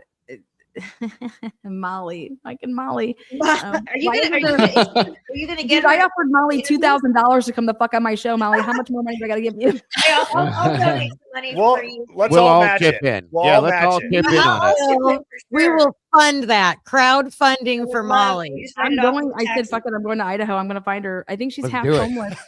So I'm going to find her though. I will find You Molly. gotta order DoorDash. Find her, for that. and we will all pitch in, Lana. Absolutely. I wanted There's to- no way that was a real door. Can you imagine if I got fucking arrested in Moscow for stalking Molly? Yeah. I would love to see your reiterate mugshot. something Ron said. It's when Ron said, Come on, girl. How can I stalk her? She doesn't even have a house, man. Come on. I'm trying to get her a hotel room, man. And I just want to interview her, give her some cheddar, do whatever you want with it. I don't care. Get her some Jack in the Box. Right. And just ask her if I can just download her phone. Can I? Casually. There you go. So okay, I think we could all agree that there needs to be a second book. Okay, broken. Oh, God. Maybe Right? 3. 3. Probably Yes, 10. 3. Probably 10. Well, he said himself, because I asked him, that was one of my questions. I said, are you going to write another book? And he went, nope. Yeah, Hell Yeah, no. I think he's been through the gauntlet with this. I don't think He I said, try nope. to tell him the community needed this so very bad. And Yeah. Bree, we talk a lot about this. Is yes, did he get a couple things not completely right? Yes. Do we know everything he had access to? Maybe not. But what he has done is something nobody else has done in Right. 3 years. That's You know, right. and like, all of you guys were what started it. And then 9 months ago, I said, "Oh my God, we got to jump because there's not enough professionals talking about it." Yes, All I ma'am. know is this book validates my fucking ass, so I'll take it. And that's 100%. Very, very, 100%. And He he's gave us thinking a critically. tool. He Thank gave you, us Chris. I all a appreciate Yeah, right. He gave us all a tool to work with and said, keep doing what you're doing. Here you go. That's how I see it. It's like The FBI just validated us. Can you believe it? All the people in the world that we thought would validate us, it wouldn't Exactly. be the FBI. Now I feel better for all those all-nighters. well, Right. Don't there's tell that. them that though, Lana. Don't tell them that. Well, and I know everybody's probably on all of their content. Like DA, I know you and I when we would stream together, or Chris in our conversations about some of the comments, which I welcome people like having criticism, but when it's just like, oh, he's so guilty, and then you don't provide context. Somebody put a comment on mine on one of my recent streams about how they posted something, and somebody said, yeah, but they don't really need evidence. And I'm just like, that's what we're resorting to. That's what we're getting to. Is they don't even need custody, evidence. no evidence. Yeah, They don't need it. Yeah. Not when, it's Brian Koberger. It was always Brian. He was born. The day he was born, they wrote it down on his birth certificate. You're going to do this. End of story. That's how it worked. So, I'll make the one up bitch on that. 97% of all cases never go to trial. We've lost the jury system in this country. So you don't need evidence most of the time anymore because nothing goes to trial anymore. They either settle or they plea. Overcharge and scare them. Yep. And yeah. have you listened to that interview with Josh Hurwitz? It's a small podcast that he's on out in I think it's in Washington, but it's only got like 500 views. It was posted in December. I showed it on my stream, but Josh Hurwitz starts talking about how that same stat, DA, but the way that he's talking about it, he's like kind of gleaming with excitement on the efficiency of it and how you kind of just got to trust it. He goes, we've never used a plea deal to strong arm anybody. And I'm just like, my God, this is right after the whole Koberger situation. Like, what are you talking about? Yeah. Oh, that's right. The guy that they brought in to analyze Brian's psychological background. And I'll believe that too. 100%. And Lana, yes, you should reach out to BK's parents. You know what? I think I am, because I think it's only fair, guys. If you think about it, what do you think that they don't know? Like, nobody's ever asked this yet. Hey, Chris, or anybody, all of us. What do you think BK's parents are thinking right now when this book drops? Good question. I find it odd they haven't made a statement.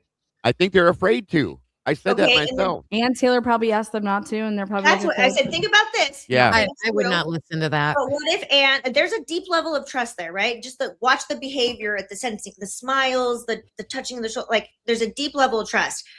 Is it too far fetched to think that possibly she has told them, like, I am the only attorney you can trust. Nothing should go. Nothing should go anywhere but through me. Good point. Think about that. So Brian doesn't talk to anyone. The parents don't talk to anyone. They've been threatened for years, and there's this blind trust. What if they don't really know how favorable the case was to him? And I don't mean to. I'm not trying to judge, but when you can kind of like look at them and kind of like sense how Brian is, and then you sense like the family dynamic. I don't see them as being like very bulldog parents. I see them not at all. You know what I mean? Nope. Like, so I can see them taking that advice, Kristen. They're both I agree. Sickly. You know, Brian's dad has heart issues. His mother had health issues. They've been staying in the house. I believe they were threatened. And even in, I think it's Patterson's book that Brian's dad makes the statement he makes when he's talking to Brian's best friend's mother. It makes me, I believe that they know to some aspect, but I almost feel like they're afraid, like you said, Kristen, possibly to go anywhere or say anything else to anybody. Truly. And if you didn't read that book, he makes a statement and says to Brian's friend that died, you know, Brian didn't do this. And she said, I love it. I love it. And said that, you know, Brian didn't do this. And she goes, not the Brian I know. And said, well, you also know that there was a lot of drugs in that house and that sheath was not found when and where they said. Now, for him to say that then, if it's true, it makes me really wonder, okay? Truly and honestly, I think exactly the dad what was his saying parents... that the sheath was planted, right? Yeah, right. The dad believed that the sheath was planted. And there was an interaction at like a CVS or something. That's where that happened. Yes. That's where that happened. Yeah. Yep. Well, how the fuck? Okay, here's the lawyers. You guys answer this, because I know I'd be fucking going ham. You have an opportunity. You're supposed to read your notes after you leave a scene, and you're supposed to make any corrections that you can, and then you make your initials. How do you read the most important piece, which is the sheath, right? And how do you not see that it says the sheath was found on the floor? Because we have them showing that they're writing stuff out or crossing it out, initialing it, and changing stuff. that didn't get changed, right? Nope. Because that's where I think it was, and he doesn't write I up his agree. report for 3 weeks, and that tells me that they decided we're gonna say, but they took the pictures and they put it where they put it. I mean, I don't know how you fuck that up. I don't either. If that sheath was put on that bed in that position when they're claiming that it was, there would be blood. There'd be drag marks, blood drag marks on that thing. There's nothing but that little tiny little bit of spatter on it. That's it. And it comes down to who's telling it the right way, right? So Chris is putting himself out there saying that it's not somebody's leg that's covered by the black box. I had asked him what's behind the redacted box next to the placard, and he said blood. But a lot of people think that it's the leg and that specific photo, right? So did they put that? Or what if it's the lack of a sheath? Right. Well, Because there's no sheath there. And the reason I say that is because in his book, he said, look at Nunez's body cam. And he said it differs from his report. His report, well, the report does not mention, how does it go? It doesn't mention the sheath, correct? And he's describing how they're in the room. They're in him and Warner. They're in the room. They've got flashlights. If they're in that room and they're seeing the floor and they're seeing the bed, why don't they write about a sheath in their report? They don't even say anything, Kim. They don't. If it was you and me going in there with our flashlights, looking around at the damn bed, oh shit, there's a knife sheath. Where's the knife? First thing that would have been said. Everybody missed it. We have all the body cams now, and none of them were talking about it in there. Nobody passing by, like nobody over here. Like, did you see that sheath up there? Like, unless they're blanking this stuff out, which I think that we have a right to hear that. You cannot, because it wasn't there. It wasn't there. And Taylor, Ann Taylor very carefully hinted that the knife sheath was planted early in the case. So when she had to concede the DNA thing, which first of all, I'm going to say point blank to the thing, Brian Koberger's DNA is not at that house. They faked that shit. It was not at the house. But let's say it was not in the house. It's on an object that's foreign to the house. Yeah, think about it. Bill Thompson literally said we can't place Brian Koberger in the house. If he had his DNA in the house, we can place him in the house. That's the most ridiculous closing argument I've ever heard. Well, I was like, is he trying? Like, I'd look at Ann Taylor. I'd be like, whatever I said before this is now off the table. They can't put me in the house. I'm done. I'm walking out of here. Mom, Dad, let's go home. You know, my jaw was on the floor. And then I'm like over here, like, what killer in America would have killed to have this as their case? If Brian Koberger is guilty, right? Why wouldn't you go to trial? Look at the case you have. Why wouldn't you roll the dice? Is that not ever in anybody's mind? Or reasonable doubt for days. Every day. That jury would have had reasonable doubt for days with any decent attorney. That there's a million reasonable doubts. Yeah, twice on Sundays. Yes, ma'am. Every day and twice on Sunday. That's right. But I'll leave you with that again. What did Ann do to rectify this? What did she do, Ron? What could she have done differently or better to help lay the foundation for a post-conviction remedy with just the sheath, with all of the issues regarding the sheath, because that's 80% of their case. Yeah. I think you got to file a motion on that. Yeah. So I believe that there is a huge filing coming. That's just me. I believe that there's a huge filing coming. But what, Lana, just think about this real quick. What if, because Ann is kind of potentially controlling him, is she going to be the one to file an ineffective assistance of counsel on herself? No. Okay. I think she's going to try to go the route of this. Well, exculpatory. I think she was hoping to hold like the whole Dateline leak thing, but can't you go ahead and take it to? Can't Brian Koberger just? Can't he just go ahead and? What was it? If he says that he doesn't want the plea deal and he wants to go to trial, based on the new evidence? Well, based on the Dateline leak, regardless of who it is, it burdened me. Right. For the integrity of the trial. It doesn't matter who did it. You guys know that I didn't fucking do it. I've been in prison. I've been in jail this whole time. How the fuck could I leak any of my shit? You know what I mean? I didn't do it. So I think both of these sides are corrupt as fuck. Mm-hmm. You know, There you go. they're There you go. up against me, the public defender's office, y'all pay those people. Mm-hmm. The pot's coming from the money's coming from both sides, the same, you know, it's coming from the government here. Fuck all of that. And I don't care who did anything. I know I didn't do it. I was burdened by it. And I want my goddamn trial. Do you feel, sorry, which one? Go ahead, Bertie, you go. Well, DA, you go. I was just going to say, did you see the statement that's, I think it was Steve Gonzalez, maybe it was Christie. One of them posted something to the effect. They were like, there's no way Kober is going to get a retrial. Oh, but yeah. if he does, I'm actually looking forward to him getting a retrial, because essentially they're saying they'll put him to death this time. Like they're kind of hinting want him that to they have think a this good might defense actually team. be a real trial. Yeah, they said, I hope he gets the best defense. And then they're still going to put him to death, kind of thing. And Right. they kind of hinted that they think this could end in a retrial, because they're like, if he does get a retrial, I don't know hope he anybody's gets the best saying defense. retrial though. There has never been a trial. There was never a Right. trial, You're right. right. You're right. That's a bad choice. There's not a retrial. Yeah, but that's There what wasn't a trial. he did say that he used the word retrial, and I'm thinking there There was no wasn't a trial though. Right. Well, Like- so Would you? I mean, he has to get a different lawyer, don't you think? Like, don't Yes. you? No, I think his Antara, parents why at this can't Antara point would file it put for up him? everything to raise the money to get him a good lawyer. well, Was there ever a GoFundMe, Lana, or Bertie, and all of you? Was there ever a No. GoFundMe for Brian at all for No.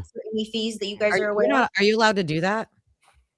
Mm, You can do it. I know there question. wasn't one that I I don't think think not a he big would one. do it, but He can't do it, but somebody else, like his family or somebody else, I believe, Yeah. could do it. I'm just Okay. curious because I've heard rumors that there was something, but I can't verify it either way.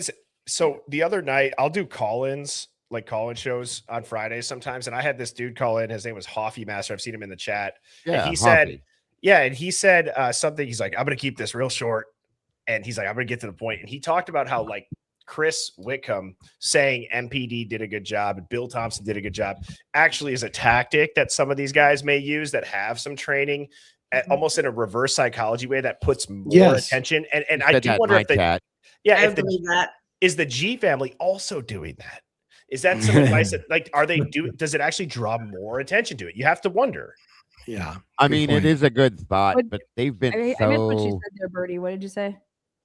Just like you know how saying, for example, everybody was kind of caught a little bit off guard, but when Chris Whitcomb said MPD did just a fantastic job, then he actually recanted it on your interview. Oh, And- yeah, because I made yeah. him. I'm just But this Yes. guy, this guy that called in had said he could be doing that, and if you have some sort of like that, or like if you have a level of training to an extent of how people's brains work in psychology, reverse psychologizing. If that reverse psychologizing is that a word? I love it. That's a great word. Reverse psychologizing. Sure. There you Yeah, go. it is now. It is now. Make it a But, that it actually draws more attention to it because it's so shocking. It's like if you watch the interview that I did with him, he goes, "I'm a fan of Bill Thompson." I couldn't help myself. I go, "What?" Like, it's just, Right. like I couldn't Right. help myself. No, you aren't. I was like, "What do you mean?" Yeah, I think So- if you read his book, and I think through all of us, it's very clear that he might have said that verbally, but it's very clear his position in the book. Yes. But yes. we have to remember, guys, you're walking a landmine of anything that's being said and recorded and put on every media outlet. And we have a lot of people that are sue happy. I mean, he's Yep. navigating a tightrope with respect to what he can and cannot say. So sometimes I think we just need to Yeah. relax a little bit and read between the lines. And when you Kristen, think- that's the reason. Oh, sorry, Ron. When you think about it, Thompson did do a really good job. He got a guilty plea with no evidence. That's very true. Yeah, right. He didn't That do might be the anything. best Good trial point. yet. He did. But- He's gotten a murder conviction with no body. Right. Yeah, he No has. visible Right. Body, no attendance at the crime. It's wild. No evidence. no I wanted to nothing. say what that's because they Kristen said railroad too. people in fucking Idaho. Everybody's railroading everybody in Idaho. Right. It's crazy. Right. Right. When's the last time that they've had a trial in Idaho that wasn't the result of a domestic violence type situation, yeah. or like a kid case? When has Right. there ever been a trial? Like take the Valda, but find me a case where they actually went to trial where it would be, it didn't involve like a domestic situation.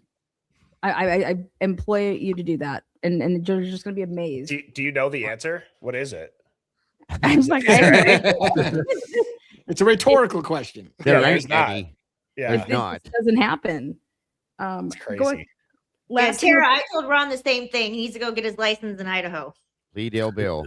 Yeah. Nominate you for another state bar exam there, Ron. It'd be a career maker, in my opinion. That's what I'm saying. I don't know how there are attorneys. Like, wouldn't you think that from a defense attorney standpoint, making a career, if you get Brian Koberger off and show this, you would be one of the top defense lawyers almost immediately, I would think, or at least your name would be at the top of a lot of lists.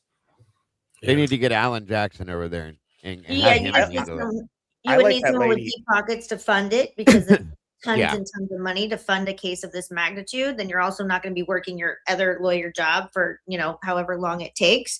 And you have to have incredibly thick skin because you're walking through the gauntlet every single day. It's a lot easier to be on the other side of this.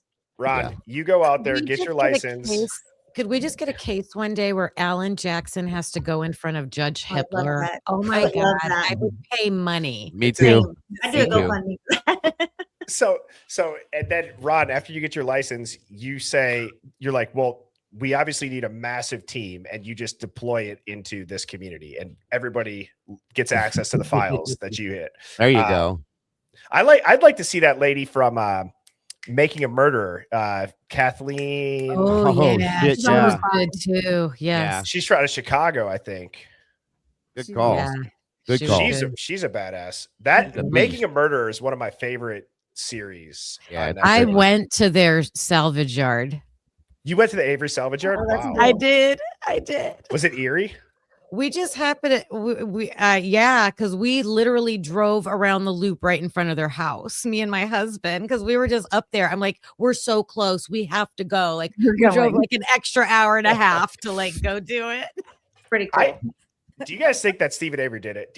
What do you think? No. I don't want to change the subject, but like It is that not. case had me in No. a pretzel.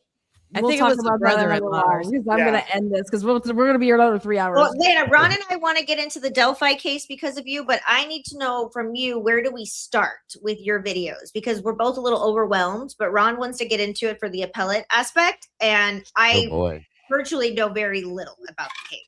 So do you Okay, have like yeah, a Reader's Digest version? I'll talk to you about that. Sure, absolutely. Lana. And then I'm just going to leave us all with a cliffhanger, which is we're gonna foil this. We're gonna FOIA this shit out of 11/15/2022, the November 15th date, because if you look at the chain of custody on page 132, for some reason, the sheath thought it'd be so important here. It decided to just hang around in Moscow, and nobody, just hanging out there for days. 3 days. Yeah. It was Right. missing. Dave. But on the 15th, I'm just, why wasn't it? I could see because they went back to the scene on the 14th, the day after, because maybe they were going to take like the batch of everything because they were going to be finalizing like their processing. Why the fuck wouldn't the stuff go on the 15th? What Right. was going on? So I think that we should really look at what was going on the 15th, just based on when you stare at a calendar and you're just looking and you're just like, what was everybody doing? Like, who was doing what on that day in this investigation? Because nobody was being interviewed. Go and find me an interview that took place on the 15th. Mhm. What was going There on? aren't any. And something was going on the 15th. And I think that that's where this whole meeting of the minds happened on this fucking lovely day. And Meeting of the minds. I was just gonna say that. so there was I one on the haven't- 13th, and there was one on the 15th, in my opinion. That was planning day. That's what that was. Planning Yeah. day, right there. I had a blast. Did you guys enjoy yourselves? Absolutely. Absolutely. Yeah. We thank When are you we? so Yes. much. When are we doing it again? Right? Yeah, this was a lot of fun. Thank you, Lana. It's great. So Yeah. how are we going to get all the information from Chris to get these 59,000 files? Because like you don't just pump this out and then say you have all this shit. Like we need to get it so that we can like. We all there's need to gotta be bother some- him. We can find so much more if. He's, have he's such a really cool guy. Just getting to know him like on a personal level, like I Same. think he would continue to help each and every one of us without Yeah. question. Yeah. We might just want to wait till things cool down a little bit with all the craziness. Give him 'cause, some like, time. this was like the biggest week Yeah. like, since the sentencing. But I do Right. think he's in it for the right reasons, and I believe he will help us. Yeah. I think do we too. should agree. start making a list of things that we'd like to see. Like Good there's like idea. individual photos, like they're mentioning like photos that they took, especially the timeline stuff. Like, well, can we see that photo? Like what's in there? Just simple things like that even. I think if we tell him, okay, Chris, you did it, you hooked us all. Now drop us some more bait, bro. That's all. We're Yeah. here. Yeah. We're with you. Let's do it. Let's do it. And he's also What trying to make time- sure he complies with any rules that are out Yeah. there. You Yeah. know, Yeah. I think he's doing everything right by the book. What time are you guys on Monday night with Dr. Turvey? So it's 6:30 Eastern time, 3:30 Pacific time. Make sure Okay, you so guys hey are guys, there. listen, Nice. we have 2,500 people in here. If there's Yeah. anybody that we need to hear from, it is Dr. Brent Turvey, right? Yep. And Yeah. we have him on Monday night. You guys are doing it on your channel, right? Yeah. So it's 6:30 Okay. Eastern, 5:30 Central, 3:30 Pacific for people wondering. Yeah. And Okay. we've spent 2 days preparing, writing questions. And It'll Turby be is awesome. nothing like Chris. He is far more opinionated, Yes. direct, aggressive, He borderline reckless. doesn't. Oh, He yeah. doesn't breathe the same air we all do. He does not. He care told- if somebody doesn't like him. He He knows literally that. told me that too. He's like you and I, as far as like when we do shows, he's like, we don't even breathe the same air. Okay. Right. I'm like, fuck, dude, I know. Like, I'm just, I want to ask you a couple questions. He's You know? brilliant. So we should see 2,500 people over at the custody queens on Monday. Then So make it so that you can accept a drop of people to come in the live, and I'll do a pregame for you guys. Actually, we'll do it at 5 because you said it's 6:30. I'll do a pregame, and then that way I will take then everybody from my channel and drop them into your live. It's awesome. Do you know how to do that? No, And but I I will- will reach out to you for help. We'll get it And so I- that way we can transfer all the people over, and then I will. I will I didn't advertise even know on my that was show. a thing. Oh yeah, you can do that. That's pretty cool. Yeah. And we can advertise on our shows during the day before that as well, Miss Kim. And we'll get Yeah. everybody there, Kristen. We'll Absolutely. get everybody We're there. going to be hitting all the evidence stuff really hard, and just his how he thinks, what he thinks about Sutton's report, how is it in conflict, if there's anything else he thought, why was evidence overlooked or minimized, just try to get at a lot of the procedural issues and what did and not do that she was supposed to do. I mean, he's worked on thousands of cases like this. He's Mhm. probably one of the top 3 in the world, probably, with his accolades. I mean, he's a brilliant criminologist. Are you guys planning on bringing up the thing that Ann just put out? Oh, so I'll give you a little teaser. When we were talking to him yesterday, I wanted to start with that, rip the Band-Aid off. Yeah, right. And so Ron asked him, he said, we want to bring up this letter. And he goes, yeah. He goes, that's really important. I said, don't worry, Dr. Turvey, we're starting with that. Good. He wanted us to He wanted us to. We're coming out the gate with that shit. Yes. Yeah. Yes. Coming out the gate with it. I love it. He is not afraid to answer that at all. I love it. Oh That my should, God. that I should can't tell you wait. guys. There you That should go. tell you That's guys he fucking knows. awesome. Yes. That is so awesome. Well, thank you guys so much. Thank you, you. Devil's Advocate. Cheers, Lee. Thank Diego. you. guys. Thank Thank you, you. man, for putting this Yeah. together. Appreciate this. Awesome Thanks for chat. being Thank you here. guys. Yes. Great Thank job. Can't wait. chat. I can't wait to do it again. This was awesome. Yes, I'm still looking forward to Monday. That's gonna be awesome. And then Definitely. Yeah, we'll for do this sure. again at some point. Somebody else can host.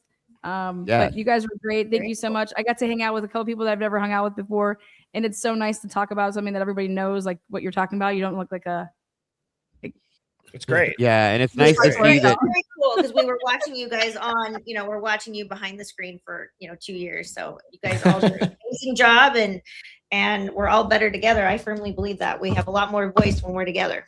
I'm glad we Absolutely. were able to finally do this because this is something that needed to happen for a long time, I think. And Yeah. many, and mainstream Absolutely. media. Now we need to get Paul to join us next time, Lana. Who's that? We need to get Paul in here next time. Oh yeah, he'll join. We'll get him. Absolutely. He wanted to finish the book. I know that because I was talking to him Yeah. about talking about the book. So he wanted to finish up the book, but I think everybody, like I'll always say it till I'm blue in the face, man. You cannot tell me that more eyes, more hearts, more everything, hands.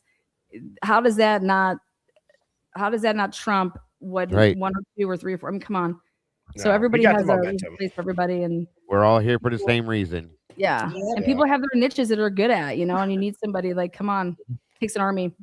Like Yes, if it takes an ma'am. army to raise a kid, how much? I mean, it's gonna take an army to free a fucker, like, or get some food. Like, come on. Well said.